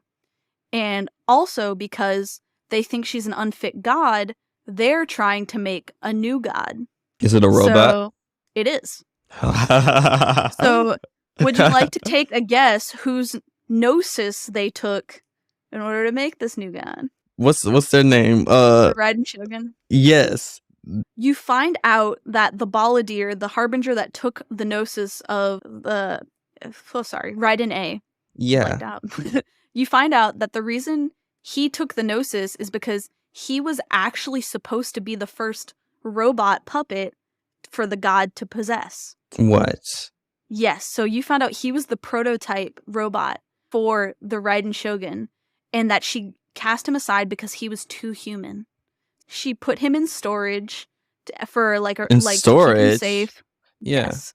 Like, he had his own room, and like they describe it as storage, but I imagine he had his own bedroom and So was it's just like a kept Pokeball. deactivated. Yeah. And basically his own little area that he just stayed in. But he wasn't sentient. Like, he wasn't awakened. Okay. But somebody stole his body when the palace was raided, and when he woken, he was told that she threw him away. Oh, cool. So he felt that he deserved to become a god because it wasn't fair. He was supposed to be a god. So the only way he could continue living was if he fulfilled his purpose to become a god. Cool. And so he was letting the Academy experiment on him to make him a godly form that they would use the Gnosis and move forward. So after you find out all this information, though, you become like a wanted criminal in that country. Because I know stuff that I shouldn't know? Yeah. That makes sense. They lock up the Dendro god, Lesser Lord Kusanali. They lock her up. Yeah. And then you like run off to the desert, which is the second half of Sumeru. Because there's the forest, which is like green, where she's from. And then there's the desert. And so this also stems into that talk we were talking about. Yes. So you know how you asked me where gods come from? Mm-hmm. Kind of situation? So there was an overall god of Sumeru originally, before like the whole 7 came together. Her name was the goddess of flowers. And in her time, all of Sumeru was like green, gorgeous, beautiful, and even the desert had like oases, and it was this lively place. But of course, when fighting off evil, she was injured and passed away. Oh. And when that happened, her 2 disciples took on ownership of her land. There was Greater Lord Rukkhadevata, who took on like the grass, because she was I think it was goddess of the woods is what she was referred to as. Might be wrong. That was like I think the original fan theory. Yeah. Was that like it was the goddess of the forest. And then there was the king of Deshret, or the king of the desert. And he's also referred to as the Scarlet King. And so they were best friends, and they ruled over Sumeru together. So his lands of the desert, at this point, since his passing, had become like this very desolate, just lifeless place. Cursed by forbidden knowledge. And so you go to hide off in the desert with your gang of like friends that you've made in Sumeru who are like against the conspiracy of like Dendro Archon being bad. All believe in her. You think she's a great person. And so while in the desert, you make plans to like find proof that she is a worthy god, and then you want to go back and like usurp the Academy, like get rid of them. You're gonna prove that they're all a bunch of evil people. Throw them out. While Kick in them the to desert, the curb. like gathering information and making a plan, you end up finding out that the King of Deshret is what brought upon Elazar, like the illness that's like killing all these people. It's like a poison from forbidden knowledge that he tapped into. Because when he tried to become a stronger god for his people to gain more knowledge, he touched something he shouldn't have. Oh, mm-hmm. And in exchange for his life and the help of Greater Lord Rukkhadevata, they ended up like closing off the forbidden knowledge and stopping it. That's why your parents tell you not to touch stuff when you go in the store. Because if you touch something, it can be something with forbidden knowledge. You're about to get destroyed. And then you have to go through all this mess. When you could have just not touched that piece of gum that your mama said don't touch, you would have been okay. Right? You eat that one piece of candy off the ground and then you're sick for weeks. Yes, in the world, all of a sudden, everything's thrown out of order. People are dying left and right. It's all because you couldn't keep your hand off a piece of gum. It's ridiculous. Yes. So he dies, and you find out that Greater Lord Rukkhadevata didn't die like people thought she did. You find out that it actually just took all of her power to close off the divine knowledge. And that when she lost all her power, she took the form of a child. Kind of like Lesser Lord Kusanali. See, there's too many gods not actually dying, pretending to die. She didn't know. So you find out that the truth is, when everyone thought that the original first god died, she didn't. She just lost her power and became small, in a sense. So the whole time they've still had their first original god. She just doesn't have any of her memories or her power like she used to. How long has she been a child? She's been technically takes the form. She's like in the form of a child because she was in a sense, like she gave it up. She gave up all her power to seal the doorway of the forbidden knowledge. Yeah. And so what I mean is, how long has she been in that form for something not to click? It's been a long time. The metaphor that's used is it's like the rings of a tree. Mm-hmm. Like, just because you cut down the tree doesn't take away the history of the tree, but it starts from the ground up. Yeah. And then a new plant can sprout in its place. So that's kind of what Hida is. The tree was cut down, but from that center of the rings, a new sprout has formed that will grow forth and produce another tree. It's like Sailor Moon. When Hotaru, think about it, Sailor Saturn, she ended up using her powers of destruction, almost destroying the earth or whatever. She ended up being reborn. Similar, except imagine it like a plant. Like, she just became a seed again. Yeah. And now she's a sprout. Yep. And you know what? Seeds were a big part of that season. I'm just saying. Seeds were a big part of Sailor Moon S, a big part of Sailor Moon Eternal. I'm not going to say Super S because Super S was a whole thing. But you know, Sailor Moon Eternal, and then Hotaru came back. It's all coming together. Sailor Moon and Genshin Impact are in the same universe. Joke's on us. The main character from Genshin Impact is secretly Sailor Moon, just in another universe. Yes. See, it's all like, no, they're the offspring of Sailor Moon, right? Because this is taking place in the 30th century. Is it the 30th century? Think about it. In Sailor Moon, the 30th century is when Sailor Moon is Neo Queen Serenity ruling Earth, or whatever they call it. I can't think. See, I'm going all over the place. But so basically, this is what happens in Sailor Moon. Usagi finds out that she's Sailor Moon, and then in the future, when Chibiusa comes back to the past, she finds out that she's Neo Queen Serenity in the 30th century. Neo Queen Serenity rules over Crystal Tokyo, right? So all of these countries are right outside of Crystal Tokyo. These are Sailor Moon's cousins, and they're being reborn over here in like Mondstadt or whatever. And this is just a whole thing going over again. She's just ignoring it because she's like, I'm not dealing with that anymore. It's a thing. I'm sure if you made a fan theory video, this would be the first ever fan theory about it. It would be beautiful. Yeah, it would flourish. It will be I should make a fan theory video of how Genshin Impact and Sailor Moon are in the same universe, and it's just time repeating itself. Of course. Yes. Perfect. Kaiser. A time of peace. Yes. It's great. We have to find out how it has to do with the moon, you know, what the moon has to do with all of this, but it will make sense. Well, there's a theory in Genshin that the skies, like in the stars in the sky, are fake. Right. See, it's making sense. She had to trap everybody over on that side of the world for some reason because it was doing something to her kingdom. So we have to figure out what that is, why Sailor Moon had to do that, and what everybody else has to do about it. Will Chibiusa discover that her mom is actually a villain? Were the Sailor Guardians this whole time protecting an evil witch? I mean, it's starting to all come together. Did she do it because she loved the people? Or did she do it because she wanted more power? I can just imagine it now. Fan art of Genshin Impact characters as Sailor Scouts. They need to do that. We need a crossover for like when these 2 new Sailor Moon movies come out in July or whatever. Yes, the stars in the sky are the siblings from Tabon. That's when I'll actually buy something from Genshin Impact. If I can get a Sailor Venus and Genshin Impact, we're good. We're great. They put Aloy in it, so I don't get why they couldn't have a Sailor Moon collab and put Sailor Moon. Right. Sailor Moon had a lot of collabs with all these different games on like iPhone and stuff. Do it with Genshin Impact. It'll be great. I would literally spend my money if I can get Sailor Venus in my game. I love Sailor Venus. God, that would be so funny. I don't know what. Well, I guess they could be a Catalyst user, like a Magic user, technically. Or we could make it work. Yeah. We could pitch this. We could go to China and get in front of that board of directors and be like, y'all, this plan solid. Yeah, it would be.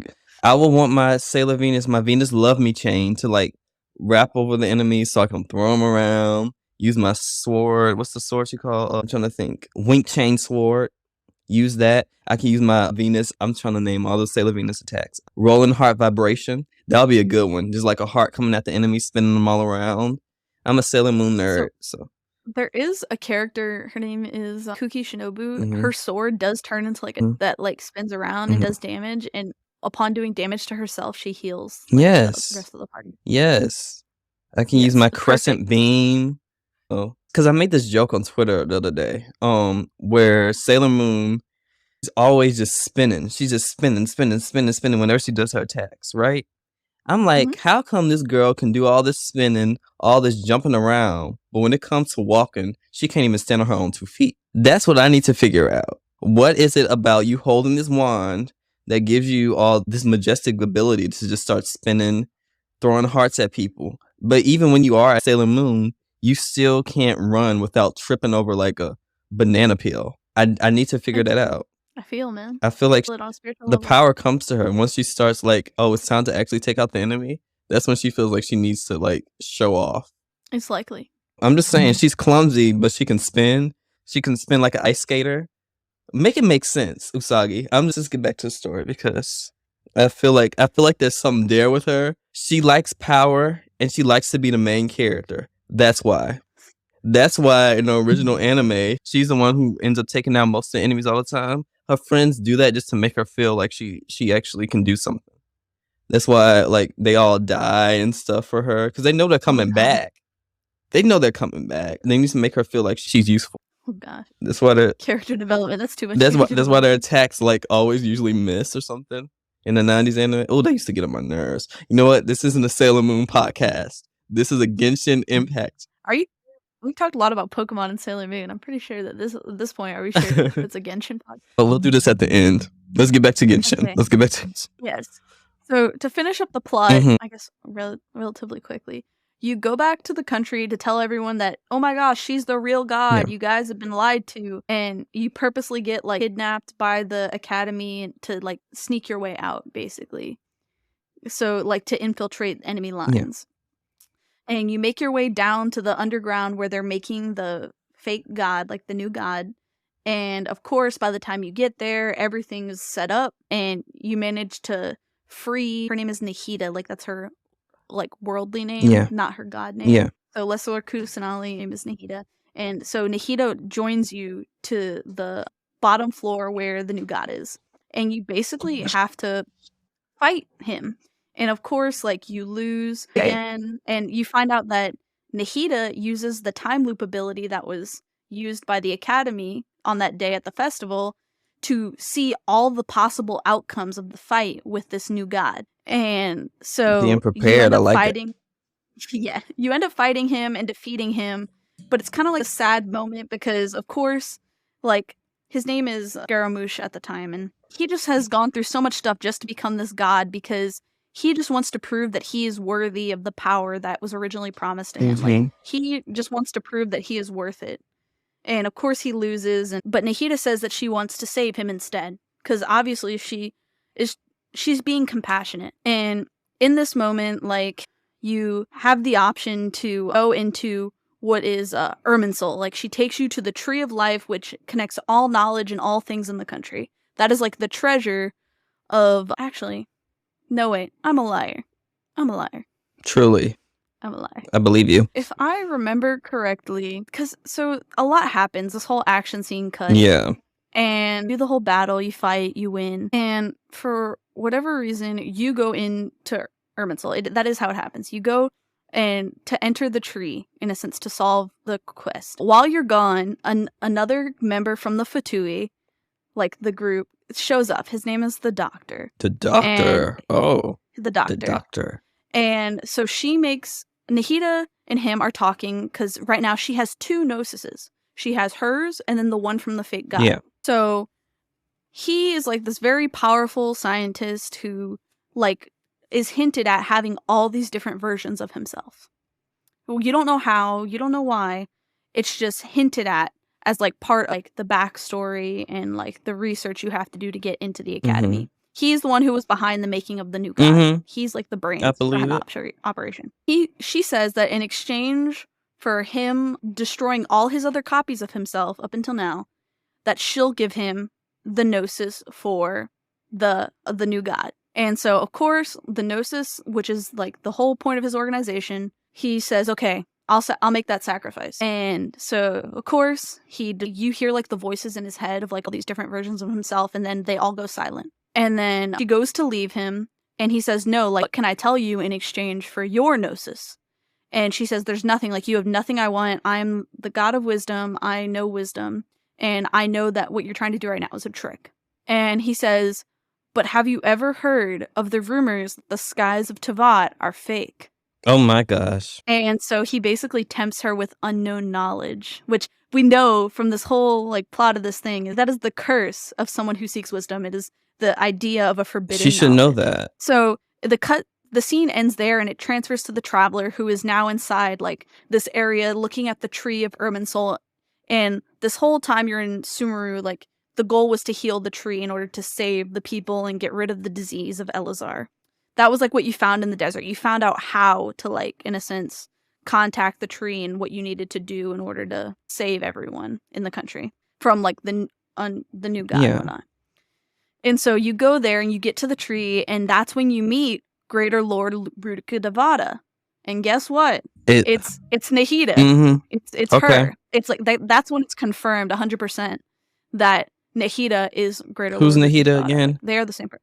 She's the new Dendro Archon. Yeah. That's Lesser Lord Kusanali. Okay. So she appears in that form, like the young child form, and she says that's when she gives the whole explanation of how when she passed away, like she basically created her new seed, her new form as Nahida. And she says that when the forbidden knowledge got into the tree of life, like Irminsul, she concentrated all of its evilness into a branch of the tree, which is her branch, her life force. And so she asks that the traveler and Nahida snap her branch off of the tree to get rid of all the illness, but at the end of the day, it would erase all memory of Greater Lord Rukkhadevata and all her accomplishments. So, of course, like at this point, Nahida comes and joins the crew, and she sees herself as like Greater Lord Rukkhadevata and finds out that they are one person, and that the whole time she had been comparing herself to herself. Wow. So she had all these insecurities about being a good god, when in reality she was. She was, wow, okay. So, of course, Nahida makes the choice to snap the branch. And as she does, she's holding herself, like Greater Lord Rukkhadevata is hugging her, thanking her for her existence and that she knows she will be a great god. And, like, your reward for, like, completing the mission, like, you get these little, like, memorabilia items, like, for each quest, and you are given the branch as, like, your memorabilia item. And when you go back to, like, real world, everyone has forgotten who Greater Lord Rukkhadevata was, and so all the accomplishments went to the current Archon, Lesser Lord Kusanali, aka Nahida. So it just went back to her she just changed names, basically. Yes. So it basically, they became one sense. And from there, the story obviously is at a pause. Like, it's up to Nahida to, like, basically purge the academy, get rid of all the bad people, get rid of all the Fatui members hiding in it, and start fresh. And then as, like, the traveler in the next following, like, updates, the desert opens up more, and it's up to you to find out, like, the hidden truths of the desert. And we're kind of reaching a point where it's, you're insinuating the move on to the next country, which we haven't seen yet. We're in a very transitional period where we don't necessarily have a major, like, Archon quest, like, anything dealing with the gods, but for, like, sake of no spoilers, and, like, I personally haven't finished all the content, so I don't want to talk about it if I don't know a lot about it, but then there is a new quest with your sibling where you find out more about Conria. Like I said in the beginning earlier, I referenced that I haven't played it yet because it's allegedly really sad. Like, really sad. So I'm kind of putting it off because I'm like, no, I'm good. So I'm, like, procrastinating it, and I've just been exploring the areas that have been opening with the desert, and then yeah, it's looking pretty cool, especially within the next couple, actually I say next couple, in like a couple months, we're looking to get our 5th country, I believe, and it's called Fontaine, which is the country of Hydro. Their motif is justice. So it's based off of, like, France and that very much romanticized, like, European Renaissance kind of style. There's the possibility of, like, we're going to be getting a new kind of weapon, because Genshin has a very set weapon system of, like, you either get a sword, a claymore, a bow, a polearm, or a catalyst. There's, like, 5 weapons. So there might be a 6th type. So yeah, recently they've been pushing the boundaries of where it's like it's technically a weapon. Like let's say so there's a character, he's a catalyst, so magic user, but they tweaked the mechanics to where he's a brawler, which means rather than every other catalyst where it's like you throw your hand out and it shoots a power of energy, he throws punches that are embedded with energy. My theory is that they're gonna bring guns. And yes, because like it's meant to be France. So what's to say we're not going to get some kind of Buccaneer kind of style, like gunslinger? And so I think it's going to be probably bouncing off of the archer mechanic of like how bows are shot, except it's going to be guns. Cool. Because Fontaine is also known as like the country of inventors. Like a lot of the inventors you see thus far in the game are from Fontaine. Wow. There's a lot to Genshin Impact in general. You tell me all this stuff. I'm already gonna go back and listen to it because I have to edit all this. But I just find it hilarious that it's a lot. No, it's definitely. I'm gonna be honest. My throat's a little dry. I should have brought a bottle of water. You need to get something to drink. But you were talking about the desert, right? And I don't want to get too much into that since that's very current. It's newer, I guess. But not completely, but yeah, newer. Yeah, but we were talking about earlier about how they treat like characters of color, we should say. Oh, yeah, it's upsetting. So that was like we mentioned earlier, I didn't get into it then. But now that we've talked about it, so Sumeru is broken up, like I said, into like the forest and the desert. So like I understand, I didn't get to say it, but Sumeru is definitely based off of like what is, in my opinion, like what Northern Africa is. Okay. It's very much like inspired by more arid desert-based areas. So the excitement of like the release of this country was that we were gonna get finally melanin. And these kinds of games and general like from Asia tend to be a little weak in that aspect. Not just like, games, tend to not have a lot of content in general, media as a whole. Yes, and like also just in anime as well. There's like been a known like history of like stereotypes, and honestly, it's like definitely you can look almost anywhere and find it in anime, video games. Pick any anime from at all time, honestly, including today, and you'll see things of cultures being appropriated. And it's really upsetting. And like the idea with Genshin was that, okay, so body, like not to separate from the whole topic, but so the biggest thing that has always been like since the beginning a question in Genshin was body types, race representation, and culture representation. And so the cultures were honestly handled, I'm not saying they're like the best, it's not like 100% accurate, but they were done, like they incorporate good aspects, and like especially with like updates that happen like for events, like so limited time events that are in each country, they handle it very respectfully, and that they include actual aspects of the cultures that they are like based off of. Like how Liwa has Lantern Rite, which is very similar to what is like a Chinese New Year or like a festival of that nature in that country. So like I had high hopes because like obviously it's China, and so far we've been to very, very, I say like the first country is very white. It's like Germany. Not that there are not African American people or other nationalities or races in Germany, but culturally they are known to be just white people. Like Europeans, white people. Not all of them, but you know what I mean. Then obviously you reach China, which there are definitely various skin tones within China. So I had a little hope. We got a little bit of like I say, a fairer complexion. Like we reached tan. If anything. Yeah. So, yeah, I say tan, like you're peach, if you will. And so my hope was that, maybe when we hit Inazuma again, it was same thing. It was like definitely very light for my taste. But I was like, you know what?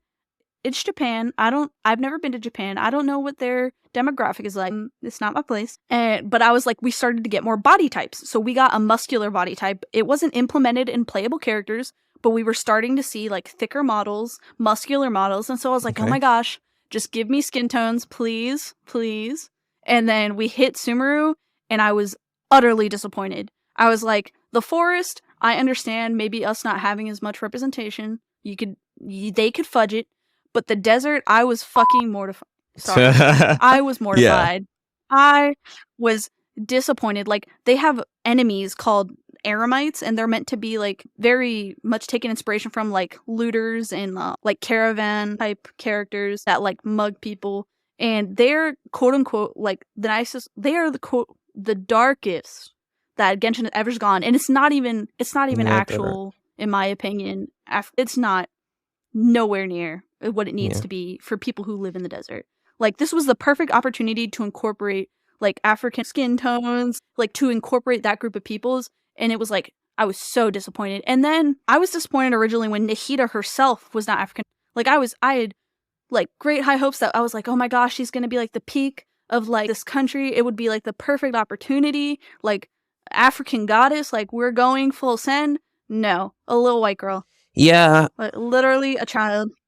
And then then we hit the desert, and there's a character, I don't know if you saw her in the intro or anything, or like from events. Her name is, I might be pronouncing this wrong, but it's pronounced in the game Candace, but I think it's meant to be pronounced Kandake.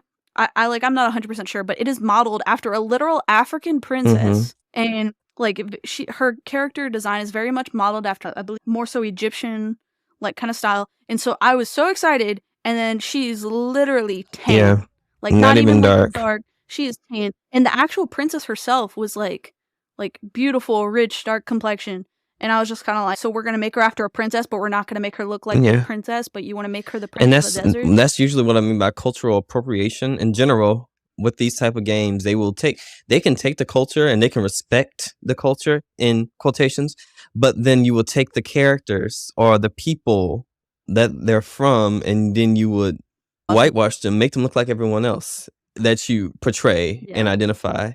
And if you do take them and you give them a little bit of a darker complexion, it's not by much. If you put them by one character who is of lighter skin tone, they will be a maximum 2 shades darker. Really is, like, if we're talking about a color, like a scale, like a value scale in a sense, and 10 artists is like are talking our, now. Like, darkest dark black. Artists are talking now. If 10 is like black and 1 is white, they probably hit like a 4. That's pushing it, because there is one, and keep in mind, this is a villain. Like, technically, it's an enemy. He is one of the desert eremites leaders, because there are grunts, which are like your base level like wimps, and then there are like the more like boss like ones that are a little harder. They have stronger abilities, and he's literally like really muscular, really like big, and he's like mostly wrapped up in gauze. And I think he's like at least in my opinion, from what I've seen playing the game, he is the darkest character. And that's my other problem with that, right? So your darkest character is the villain. So, and like I'm not gonna say they saved it, but like, so first he was like meant to be a character that was like morally ambiguous, like he was part of a desert tribe. Oh, sorry, I'm spoiling. It's okay. But and so he like there was like he had the opportunity to be like more ambiguous, but then at the end they just made him a traitor, and I was like, oh, okay, so they're traitors now, huh? And it was just really disappointing. Like, I was really upset, and like the leader of the tribe is white. Like, literally, like, she has pale, not that her hair color matters, because there's this really, the models are beautiful is the thing. They're, like, gorgeously designed, but why are these people in the desert and they don't even have a dark complexion? Like, how are these characters, like, realism, because Genshin is really good about their, like, their environments, their design, them trying to keep culture. Why are you missing this mark? And so, the craziest part too is that, like I said, we've already hit 4 of the 7 countries. We are over halfway through the whole country, and one of the 2 countries that had like greatest opportunity for like darker complexions is gone in a sense. Like Sumeru, we've almost completed Sumeru. We have like maybe 2 more months to get the rest of the like technical full content of the country. Like, probably be patches where they'll increase it somehow by going underground or aerially, like through the sky. But realistically, Sumeru's almost done with. That means we have 1 more country, like culturally, like traditionally, that would have darker complexions, and that leaving all the melanin for 1 country. Like, kind of representation is that? Like, kind of bullshit. It honestly should be throughout all the countries, because people of darker complexions, not just black people, but people in general, are everywhere. Black people are actually, yes, we are everywhere.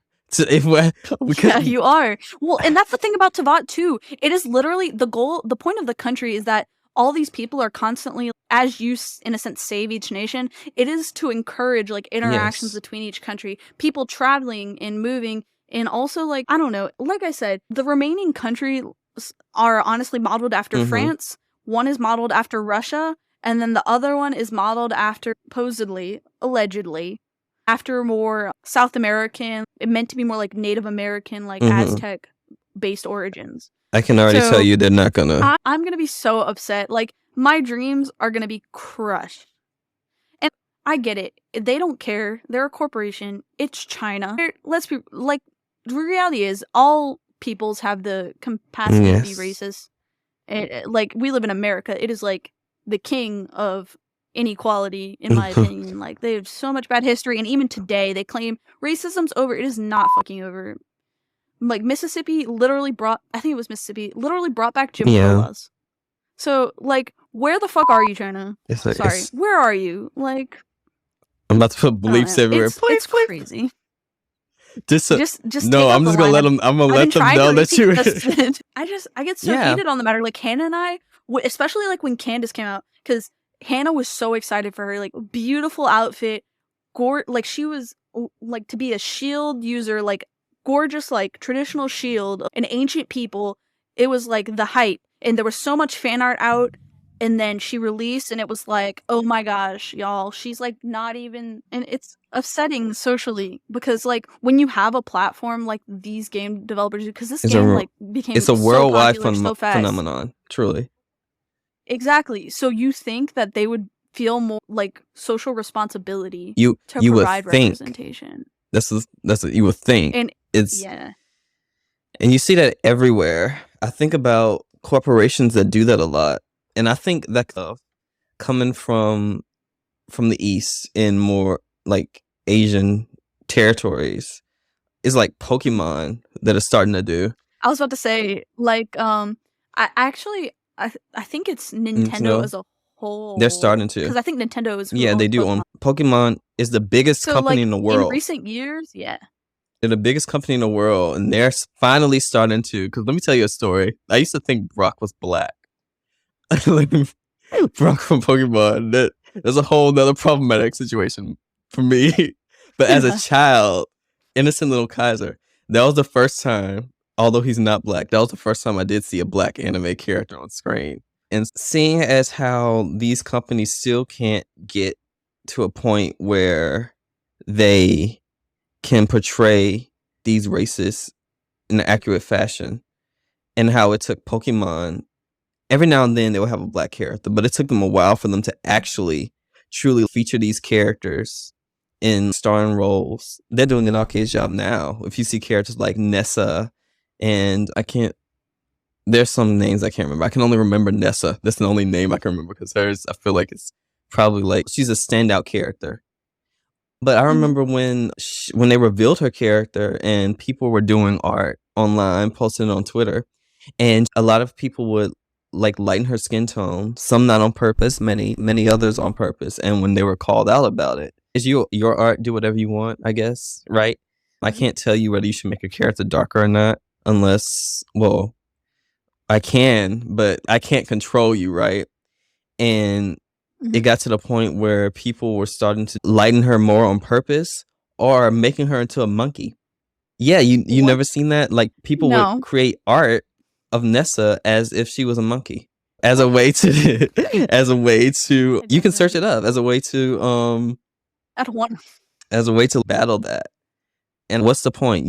We want our cultures to be represented, but then when we try to get them to create representation, you go and try to, not necessarily the people that are making the game, but more so fans or whatever, are trying to silence those voices, and then you do it in a way that is overly negative and racist, 100% racist. You can't turn a black character into a monkey and expect people not to assume that it's racist, because it is racist. Do you know the connotations between how black people were portrayed, especially in the past? You look at anime in the past, I think about how, especially up till recently, how they would portray black characters, and their lips will be just gigantic circular like things, and then there will be a totally different color from the rest of their face. And isn't up till now they just started getting a hold on that. I think about the show Carol on Tuesday. You ever seen Carol on Tuesday? I told you to watch that. You should watch it one day. It's a show about, but one of the main characters, half of the duo is a black character. The other half, she's actually white. She's not Asian. And how they portray black people in that anime, I feel is actually very positive. That's the most black people I've ever seen in the anime up until that point, especially in an anime about music and how black culture in general and music around the world is music, right? Any type of music that you can think of, disco, rock and roll, country, pop, popular music in general was somehow came from black people and then taken and created into something else, mostly by more black people. But then how a lot of these cultures have gotten into those spaces and they don't give the proper credit and appreciation to these black voices that created this type of music, these type of media, the stuff that you take. I feel from cultures, you should give them flowers, basically, right? You should be able to appreciate people in their culture, right? I feel you can have lighter skinned characters appreciating those cultures, wearing those type of things and teaching people about that. But at the same time, you better have a whole bunch of darker skinned people that you cannot mistake that are black also in those spaces. You can't have spaces that black people take up and then remove them out those spaces and try to keep those. Yeah, you can't appropriate something different from like taking inspiration and then completely appropriating something. So like Genshin is an amazing game. Like I really love this game. It's one of those things where, so they take in beta testers, like before a game started, like their new game, Honkai Star Rail, there was a whole, like, almost like a cast calling of people that they wanted to bring in to not only test play the game, but hear, like, their opinions on for, like, when new characters were coming out, when stuff is going in. And I know good and well that, like, majority of them are probably people like us who are, like, really avid video game players, like, more than likely, like, nerdy and very serious about their other games as well. But, like, the idea that, like, there are these beta testers and there are so many points in which somebody could be like, hey, so, like, yeah, this character's really amazing. I love their style. And, like, of course, we're, like, doing such an amazing job at, like, taking inspiration from this country that they're originally from. But aren't these people, like, African American? Like, aren't these, like, these things we're still, like, in a sense, stealing at this point, because you're not giving giving no any credit to, like, the original peoples. Like, aren't you just kind of, like, slapping it on a character that fits, like, what you want it to look like aesthetically versus what, like, the actual people? Like, we're trying to be real here. We're trying to, like, show that we're serious about this culture. Then why are you taking away the people who and not even practice the aesthetics, because culture? they're taking the aesthetics, but they're removing the color. And let me say in the simple terms, they're removing color from the things that gave it life in the first place. The people, the places, the people that you're taking inspiration from are the people that you're removing from those spaces. Yeah. And yeah, it's definitely, like, probably one of the biggest drawbacks of the game. If there was ever a patch to come out one day, I would like it to be a color patch, like we could call it. You can call it a display adjustment. Because, like, Genshin has this option where you can choose what language you want to play the game in. I believe it's English, they have Chinese, they have Japanese, and I want to say there's one more that I cannot think of off the top of my head. But it's, like, voice actors for each one. And I don't get why you can't have, like, a display adjustment where it's like, man, I would like to be, realistically, the complexions. Well, and whatever. I mean, I need you to just fix it. Honestly, just fix it. I don't need any options for that. Yeah. What I meant was, like, I wanted it to be like a patch that, like, is over the whole game, not as in, like, I get you. Yeah. Aside from that rage. Well, aside from that, we're gonna have to take a break, and then we're gonna come back, listeners, and we're gonna share some why we like Genshin Impact, not just why we. I was about to say we already talked about why we like it, but like stories, I guess we're gonna talk about the fun of playing it, because we got to get you into wanting to play the game yourselves. This is what I'm a fan of. She told us the story. She's a fan of all that, but we need to get into the gameplay. So we'll be back in a sec, and we'll have some fun. Yummy, yummy, yummy, yummy, yummy. That was so good. Now it's just time to get back to my game and... Take that sucker, and this, and that, and bam what? Don! You're playing Genshin Impact? I thought that you said it was stupid. It is, but I'm good at it. OMG! You've unlocked so many regions! How'd you get through so fast? Through my special technique. I call it Gacha. Cool. I want to learn the Gacha technique. Wait. Gotcha. Don, how exactly did you learn this technique? Oh, that's easy. I just put in your credit card information and kept pressing the X button until I got the best stuff. What? How much did you spend? Who are these people? Did I break something? Maybe I should press X more. Don, don't you dare press that button. Don. Are you okay? My expensive lifestyle, my new clothes, my bank account.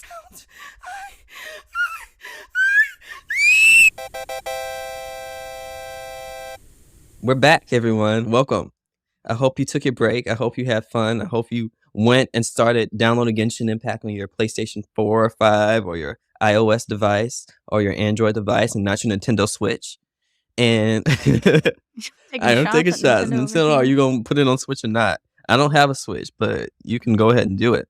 We're going to talk about the game, I guess. Why we like playing together, I guess.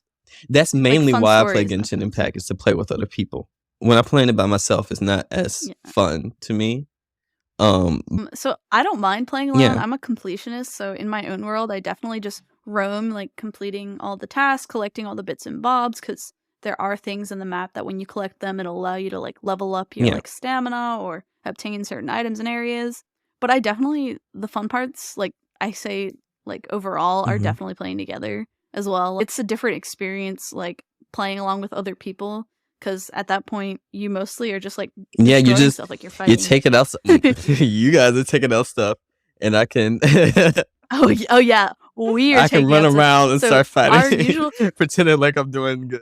Like, so as we mentioned before, Kaiser and I usually play with our friend Hannah, and the way it works in co-op is that you go into the lowest level person's world. So like, say I'm level, like AR is what it's called, your adventure rank. I'm AR 45 and Kaiser, what, you're AR 20 something?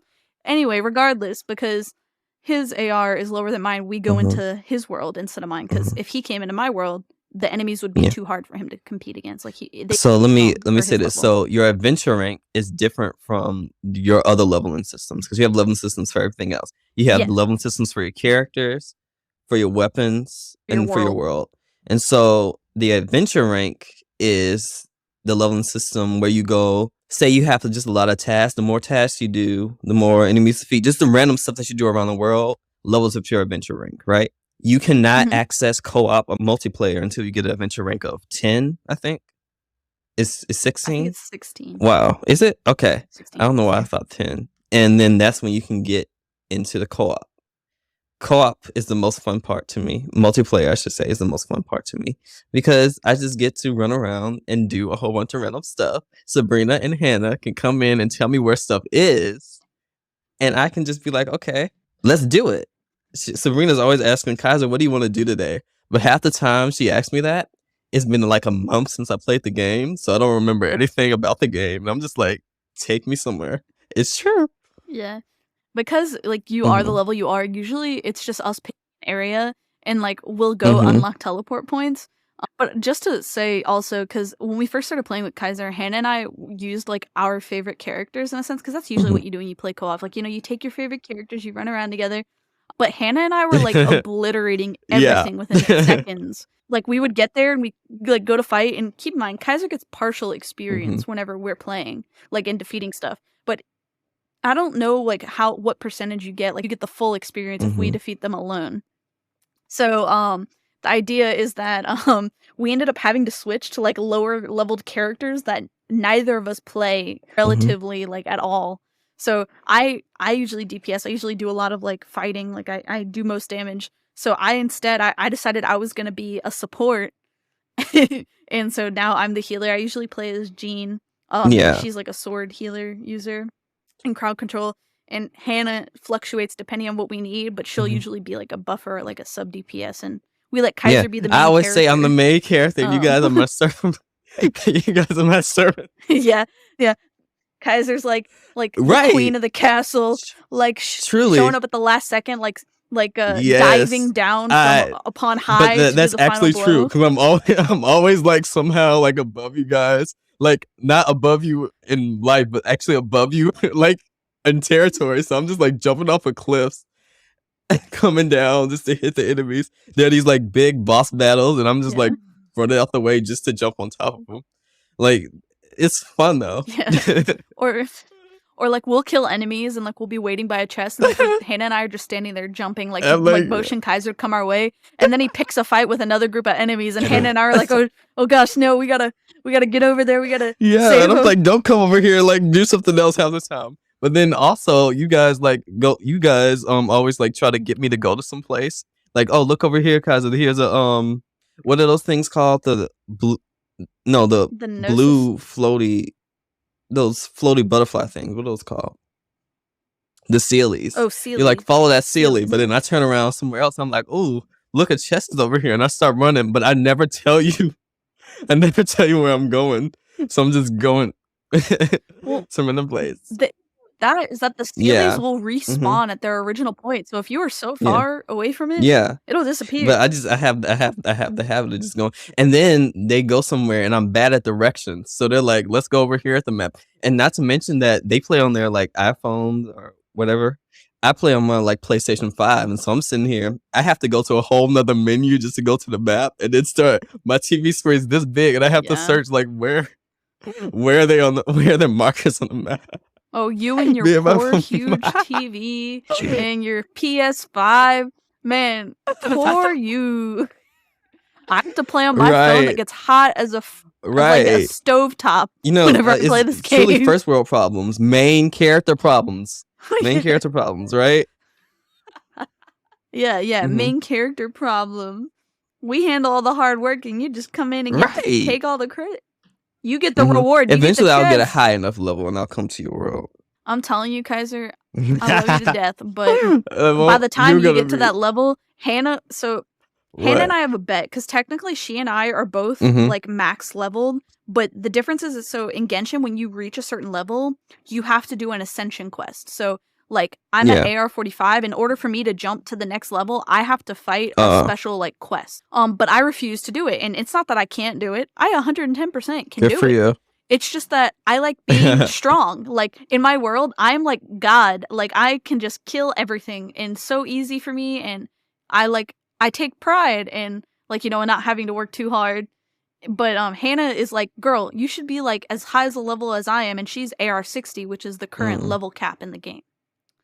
So she's like, you should be fighting on par with my world. And I'm like, oh, I'm not going anywhere. So she and I made a deal that there's a quest in another special area that you have to find books. And if you find the books, it like unlocks the story of this hidden area. And I wanted her to find it because it's connected to her favorite character. So I thought it would be easy. I thought she would just do it. She's not done it. Kaiser, we made this bet like over a year and a half ago, that if she completed the quest, which would take her not even an hour, it's like super easy, like you just find the books, she could cheat. She could literally cheat, find it all. And I agreed that I would ascend. She hasn't done it yet. This girl hasn't done it yet. I'm just sitting at AR45. It is what it is. See, because I say that, maybe one day I'll get to your level. I don't play the game. I'm not dedicated to the game enough. I go months without touching that, like even loading up that app. How long has it been since we played together? Since like, oh gosh, right. And I'm just like, I sit there. I'm like, yeah, I'm gonna come back eventually because you guys like I play daily. I saw you were on Discord on the Genshin thing. I'm like, I know, I was waiting for you to pop in. I saw your name pop up on my active. I was like, oh no, I was talking to someone else, and then I turned it off. Damn. For like a second, I was like, oh, there's Sabrina. I bet you, because I was like, I wonder if she sees my name. But then I just went off, and I was like, I'm not doing this. But no, what's your favorite thing about playing Genshin Impact? Out of all the things that you do, what's like your favorite? Like, what makes you want to come back? It's probably like I say the grinding, like grinding for material, like exploring, like whenever a new area unlocks, it's like my favorite thing to go like inch by inch of the map and like explore like the whole new area, like defeat monsters and like take in the whole new space. Like of course the quests are like gold in the sense that they're very complex and I enjoy like the twists and turns, but I enjoy like taking my party and going through an area, combing it and like finding all of the like hidden areas, and each little section of the map has like a completion percentage. And I take great pride in that, like, everything from when I started to get serious about the game to now. Like, I probably started getting serious around, like, when Inazuma came out. But, I, like, all of the areas are at least, like, 90-something% complete, if not 100%. And I'm just like, yes, my completionist brain is, like, itched. It's, like, it's got its fix. Yeah. But I also enjoy, like, the events. Like, events are definitely, like, really fun. Like, I you get never catch limited events time in this game. objects, and also, What? you know what the craziest part about that is that the fact that you like the co-opness of it, like the game, and there are some events that are like so co-op friendly. Like, there was one where the point of the game is like you had to defeat this like enemy, and your friends can join, or like you can play with randoms, but you had to have a party of 4 people. And you would just go in and you'd get your points for the event by like defeating it in certain ways, causing certain reactions. But it was just so crackhead funny, like, to see us and these randos like fighting for things and like defeating this monster together. It was like wholesome. I feel like that's just the most fun part about gaming sometimes. It's just the people, like spending time playing games with people. That's why I like playing games. Even though I hardly do it, it's very rare for me to go out and play games with people. The first time I played games with people, sat there and actually sat in front of a TV playing games, was in 2020. When did we graduate? 2021. The semester before we graduated. I've never played any games like with friends or anything before that. And so once I did it, I'm like, I'm going to do this more. But yeah, it's definitely fun playing multiplayer games. But I am the kind to just like to go on a journey by myself and be a ragamuffin tearing through. I think that's what I like about open world games in general sometimes. Just going and just running around and exploring. Like the games that can do that the best. Because some games just send you on a whole bunch of fetch quests, right? Genshin kind of does that. But Genshin, I think his world is just like really colorful and unique-ish. Unique enough to warrant you to just want to go and explore. I want to go see what's going on around it. And I think just to me, just playing with friends just like enhances that. And that's the only time I come on the game. I can be in like arc 2, the second arc or whatever, second act, whatever you want to call it. I'm at that point to where I can go and start doing that stuff, like, and going further in the story. But I'm just like, it's just not as fun. The only reason I would encourage you to go forward in the story is because once you complete the story, it unlocks another country, and we can redo all over again the process of like going to teleports and it's just having so fun. much. I feel like it's a lot of work. There's a lot of work for me to just go, and because I'm already having trouble. I have trouble like completing games in general. I have so many games that I have not finished that I try to go and try to, when I have the time to go and try to play those games and finish them. And it's a lot of games. It's a lot of games. So many games that I have, so many games that I continue to buy and then just not finish them. It's ridiculous. It's funny you say that because like a while back, I was talking to Hannah and we were talking about how like there are actual people online who get paid to do stuff for people in their Genshin games. So like it was like a popular thing for someone to be like, hey, for $20, I'll go collect all this stuff for you. And I was like, you know what? I'll do that. I'll go on Etsy. I'll put up a listing. Give me your username and password. I'll complete whatever you want. I should pay you to do that for me, Sabrina. Just like start. Watch. Watch me. I'll do it. No, but what are some funny stories that we can think of some stupid stuff we did in this game? I always try to attack you guys. I feel like there should be like a friendly fire, like type of thing. So eventually, that's very much end game. We think that like eventually they are going to allow for like a PvP combat system, or there's going to be an event where you have to do PvP of like whether it's, so they did just incorporate a game into Genshin. It's like a mini game of sorts. It's like a card game. And so you can do that player versus player. Like you can play card games against each other. Yeah. You can't physically fight. And that's disappointing. And so, yes, but at the same time, I also get why they haven't implemented it yet. Because so the issue with that is if they do incorporate a PvP system, make like rules, how you can't enter my world kind of situation, they'd basically have to make a bracket where it's like you have to have this level versus this level, like a rank system, almost like how Valorant is, where it's like you have to be on the same like level or plat to go ahead and be able to compete against one another or like against each other in an event or whatnot. So my mindset would be that if we did PvP, they'd have to have that kind of rule where it's like level based. So you have your bracket. But the other issue with that is there's a fairness level with like characters you have. So someone who may like be like a whale, like someone who spends all this money on Primogems and gets every single character that comes out and levels them all up to 100%. That kind of person is going to have an extreme disadvantage to someone who's on the same level as them, but only like may get the occasional character, like for free. Me, like that's free, me. Complete free to play. Yeah. So that's the concern. So they could make it where maybe it's like there's no benefit to it. There's no like reward system for doing PvP, but they wouldn't do that. They'd want there to be like a reward system like how they did this card game where it's like you get so many tokens for getting this and you can upgrade your PvP shop. So like say we fight in an arena. So you could use your points to buy a new location that you compete in. So like we'd probably get a free one that was like Mondstadt Arena. And so it's like, oh, you could change your arena to Liwa or Sumeru if you use this many tokens to buy the arena. Or something like that. See, my problem is I don't care about PvP player versus player for people who don't know. But what I want to do, we don't even have to, you're attacking the people you're playing with. It doesn't even have to damage you, if I'm being honest. I just want to attack you and then you can be able to fly over, fly back as if I'm like hitting you. Or I want to be able to hit you and push you off a cliff. Maybe that's the only time you can probably get hurt if I just push you off a cliff. But that would be so much fun. Just be able to do that to your friends. I think of like Mario. Remember we were playing Super Mario 3D World where you could jump on top of the other player or you could pick them up and just carry them while you're in the level. I feel like that's what. So there's a thing like a glitch in Genshin where like your friend has poor connection. There are some cases where you can hit them. Like, or knock them off the world. When Hannah and I first started playing together, she was actually a Jean main. And so the thing about Jean is that her ability allows her to create, like, this cyclone of wind that sucks up enemies and you could throw them. So whenever I'd be at a ledge and I'd be in my menu and I am just, like, prone to have poor internet as fate has it. And so she would always try and knock me off a cliff, send me flying somewhere. And I think there was only one time where she actually almost knocked me over. Like, she just almost sent me flying.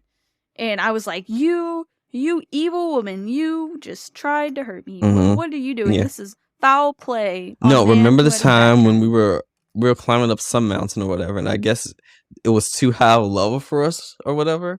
Or for me, I don't know what happened. It was me. Yeah, you obviously. I feel like Hannah and I were up there and we were like waiting for you. All of a sudden, you guys started getting pushed off the mountain. You remember that? It was like a area you couldn't go in, and then it pushed you off the mountain. Oh, yes. Oh, you're right. It's like Paimon was like, you're not allowed access to this area yet, and then she just and you're like, Kaiser, don't go there. Kaiser, don't go there. And I was like, what's going on? I don't know if you guys died after that, but I went over there. You died. And then it happened. I died. And then I started running away, trying to get away. And then I got pushed off anyway. And so I tried to start gliding. Luckily, I was able. It's because they don't let you. When you get thrown off like that, like it throws you off. It just throws you back. And like this screen, I think it gradually starts getting like darker and starts covering your character. Yes, and red. I found that so hilarious. That's like the stupidest mechanic I've ever seen. They should just have a clear wall that you they're like, die. Like, yeah, they're like into the abyss. Right. Paimon, I found it so hilarious. And it's stuff like, it's moments like that, like just playing that game that I just find super funny. If I was playing by myself, I would probably be upset. But I'm playing it with other people. And I'm like, wait, what's going on? I see you guys flying off the cliff. I know. There have definitely been times when Hannah and I have had very meme-worthy moments of like just us getting shot off of something or falling, like when your connection's really bad, you'll just fall through the floor. Like we'll be fighting in a domain and I'll suddenly freeze and she says, I can tell your internet's bad because I just saw you sink through the floor. I see that domain. happen all the time. Like sometimes once I saw like one of you like fly up in the air. I'm like, wait, what happened? Your model just went up. I'm like, wait. And there are times where like you guys would leave and go to another part of the map or area, but to me you're just still standing there and you're like, come on, Kaiser. I'm like, what are you talking about? You're sitting right here. I know, it's that connection issue. Hannah has a loading in problem, and I have a internet. I just catch all y'all, like, because I don't have a problem with my internet. I just catch all your, like, glitches or whatever just happens. I'm like, what's going on here? Yeah. It's not my fault, man. It's not my fault. I didn't know I was housing with a Valorant player who plays all night. We got no bandwidth left for me. And also, having a 20 gig it kills your battery. That's why I don't even bother playing Genshin on my phone, on my iPad. It's just the reaction time on, like, phone, like, to certain things is just so nice that I'm spoiled. Like, my brother's like, just move to PlayStation. You could stream it. Do you have a PlayStation? Well. And I was like, no, I'm good. My brothers are those people who get new systems whenever they want one. So I have, like, a hand-me-down, like, PS4. You never told me you had a PS4. Is it your dad's house? One day you should go get it. We can play a game together. I should. I work all day, every day, come home, play Genshin. On one of those days, you can play another game that's not Genshin. We can get another game. You ever heard? We can play, like... What? I always been wanting to play this game with somebody. Like Divinity Original Sin 2. And it's really good. But I was planning on playing it with someone one day, but then I found out that it's not a cross-platform game. Well, technically it is. If you have a PC, a Nintendo Switch, or an iPad, you can play with each other. But if you have a PlayStation or Xbox, you can only play with people that have PlayStation or Xbox.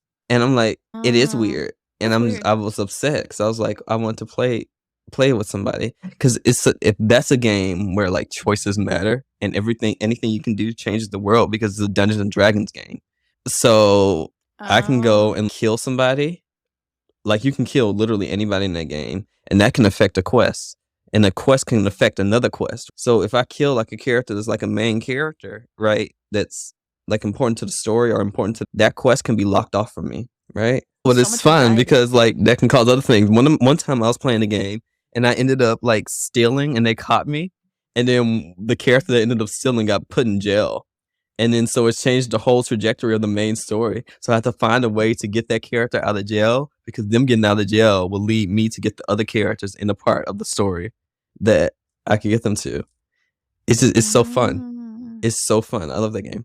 That reminds me of another game. It's okay. So if I remember correctly, it's called Fear and Hunger. It's like one of the world's goriest and scariest games. But yeah, every little decision you make affects the rest of the overall trajectory of the game. And Divinity is just so good. You should play that. It's just games like that. I think of Divinity. You ever heard of Baldur's Gate? Okay, well, never mind, because I was about to say that's basically the type of game that it is. Those Dungeons and Dragons type of games. But I should ask you, what would you say to people that either, we'll do it two ways. People that want to get into Genshin, what would you say to them to finally take that first step and get into the game? And then people who aren't interested in Genshin at all, what would you say to them to get them into the game? So those two different types of people. Okay, so to the people who want to play but haven't taken, like, the first plunge yet, I'd just say, just do it. Like, you have so much stuff to catch up on right now. Like, you don't have the time to be thinking about it. Like, hop on it now. Also, don't become a whale. Do not spend excessive amounts of money. Don't be Sabrina. Like, if there's a character hey, I do not spend excessive amounts of money. Like, on my heart, I've not spent excessive amounts of money. But if there are characters that you see along the way that you are like, oh my gosh, don't hesitate to like work hard for those characters. Because right now, recently, I haven't spent money this year on Genshin. Like, I take that back. I bought a battle pass just because it gives you a name card, but I've not spent physical money to get a character at all since. Good. It's March. Keep going. And so there are ways there are ways for you to get characters other than doing that, especially right now when there's so much stuff that they have to complete up to this point. It is possible to be free to play, so don't feel pressured. I'm completely free to play on this spend game. Money just because that's the joke of the community. So yes, that would be to the new people. Also, you can play on your phone, but be prepared, because if you don't have the space, you will every update be like me and Hannah having to cleanse your phone of gigs. I said to get people to play the game, Sabrina. That's get them to run away. Hey, these are for the people who already want to play, okay? They got As for the people who have no interest in playing the game and haven't thought about the game, I definitely think, obviously, if it's not your taste, I cannot peer pressure you into doing it. But as someone who is a fan of games, like if you are also a fan of games and you've just never thought of giving Genshin a shot, I'd say try it. There is no fee to play the game. You don't have to actually purchase the game. It is a free game. So the opportunity to just at least try it is like really fortunate. Especially like we mentioned the cons of this game, like in its development and its representation and whatnot. But regardless, sadly, not saying that it's not an important factor, the art in this game is beautiful. Like it is at the end of the day, honestly, a work of art. And it is beautiful. It is like near boundless. Like there are borders to obviously that we joked about getting kicked off of. But the expansiveness of this game, the details in this game, and more than anything, if you're a fan of lore, this game is for you. Everything that you pick up, every item you get, if you go in your bag and you click on it, there is a story behind it. And the same thing goes for every character. A villain is not just a villain. So for the people who've never thought about playing, this is an expansive world that if you got the time, fucking do it. Go in and try it. But there's obviously no pressure to do so. At the end of the day, it's to find something you enjoy, and just because I'm a fan of something doesn't mean that actually. How do you think? Because I know you've played other gacha games. What makes Genshin stand out to you compared to those other games? How does this stack up compared to other games you played? So I have not played like a significant amount of gacha in that like I'm not like a seasoned gacha player. Like I've played every now and then. But I just find that Genshin is the first for me, at least, that had like there's a formula to the system. They're very transparent about that system. Like whenever you open any kind of option, they're very like honest about how it works.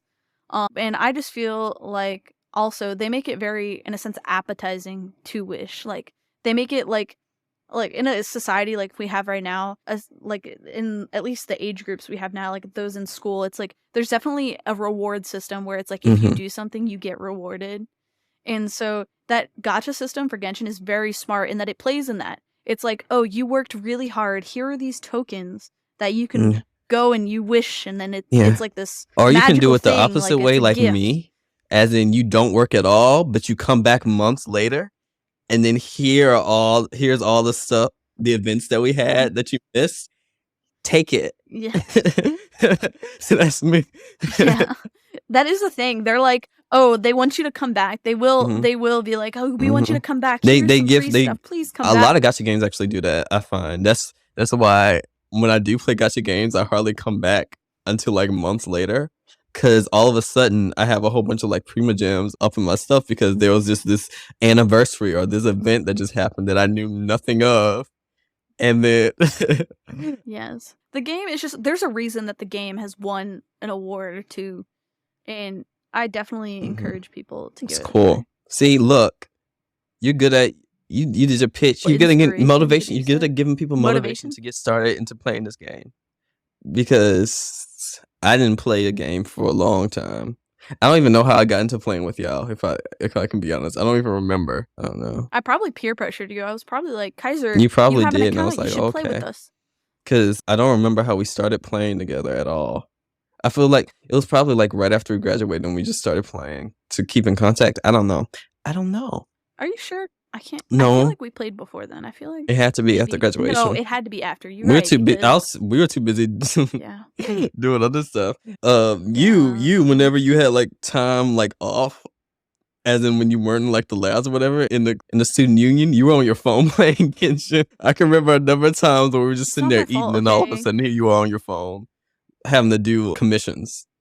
I'm like, it's not my fault. Okay, I like when you have no life. Because you're in college or doing work or whatever, what little time you have to do stuff like that brings you joy. In your case, play Genshin Impact. See, Genshin brings you joy. You heard it from Sabrina herself, a direct quote. Yes, it brings me joy, even though it also frustrates me. The things that bring you joy are the things that annoy you most sometimes, if I'm being honest. Yeah, that's how I feel about my partner.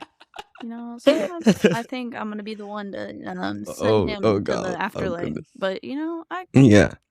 Well, as it seems, we have been recording for like 3 hours and some change. So, and it's almost time for you to go. So I'm going to have to let you go in a little bit. But I just want to ask, how has your experience been on the I'm a Fan of podcast, Sabrina? It has definitely been really fun. Honestly, I was a bit nervous just because, I was like, oh my gosh, am I going to do a good job? Am I going to overtalk and undertalk? But it's been definitely very fun. It's been a very enjoyable experience. I'm excited to see how it all turns out. Yes, I'm excited to have you come back because you know what we're going to do for the second episode, right? You remember what I said? No, I do not remember. We're watching Arcane. We're going to watch right. Arcane. Yes. We're watching Arcane. So when Sabrina comes back, in sometime probably maybe June. Maybe we'll see. We're going to put it together. But we're going to watch Arcane, and then we're going to come back and we're going to give our opinions on that show, because Arcane, if you never heard of it, is based on League of Legends. If you never heard of League of Legends, it's a video game. If you never heard of a video game, search it up. Yeah. But it's a MOBA, and MOBA stand for what was it? Massive Online Battle Arena. I don't know, something like that. Something like that. And that's when you battle other characters. Arcane is an animated show that is so good. And I'm like, Sabrina, we're gonna have to watch it, because I felt like that would be a good space to go in between video games and other type of media. Yeah, so Arcane, get excited. It's great. It's long. It's kind of a long show. I forgot how many episodes it is, but episodes are like over an hour long. Some of them, but it's really good. It's a commit. I mean, but it's on Netflix. It's readily available. We can watch it. That are all gonna have you watch Invincible. That has nothing to do with video games though. I might do Arcane.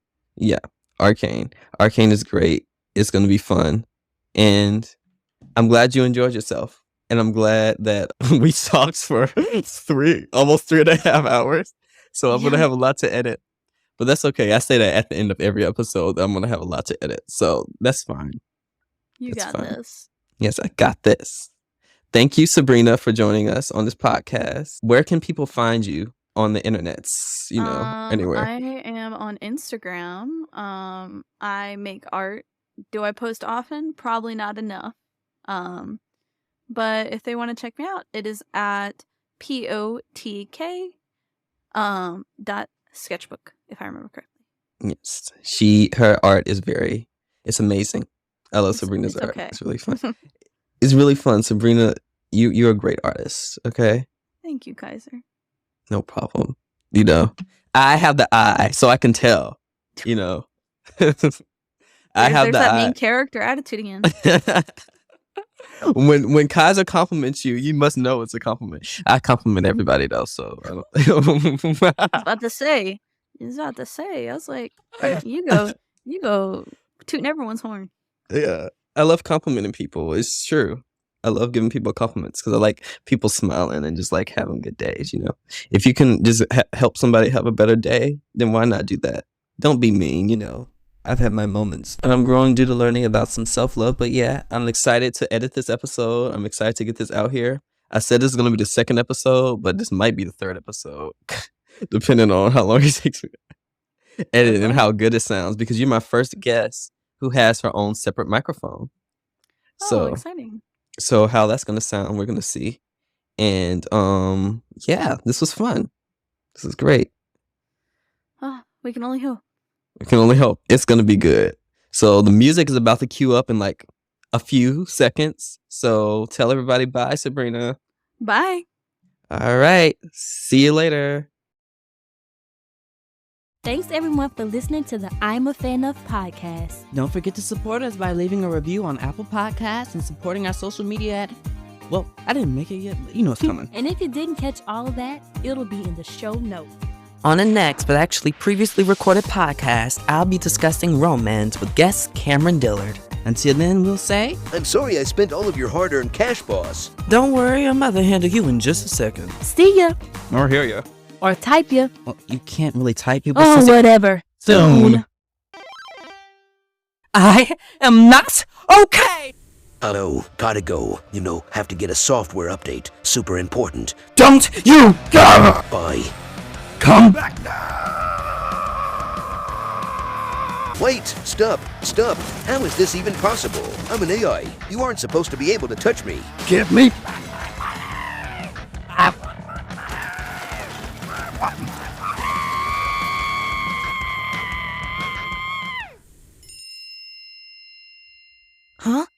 my phone. Oh, wow! Looks like I got a full refund on all my purchases. Yay! Turns out they're right. If you become an enraged lunatic and demand your money back, you get a full refund. That, or go to jail. That was so much fun. Right, Don? Don? System reboot. System reboot. System. Oh, Don, you're so funny. Well, back to the game. I have a lot of catching up to do.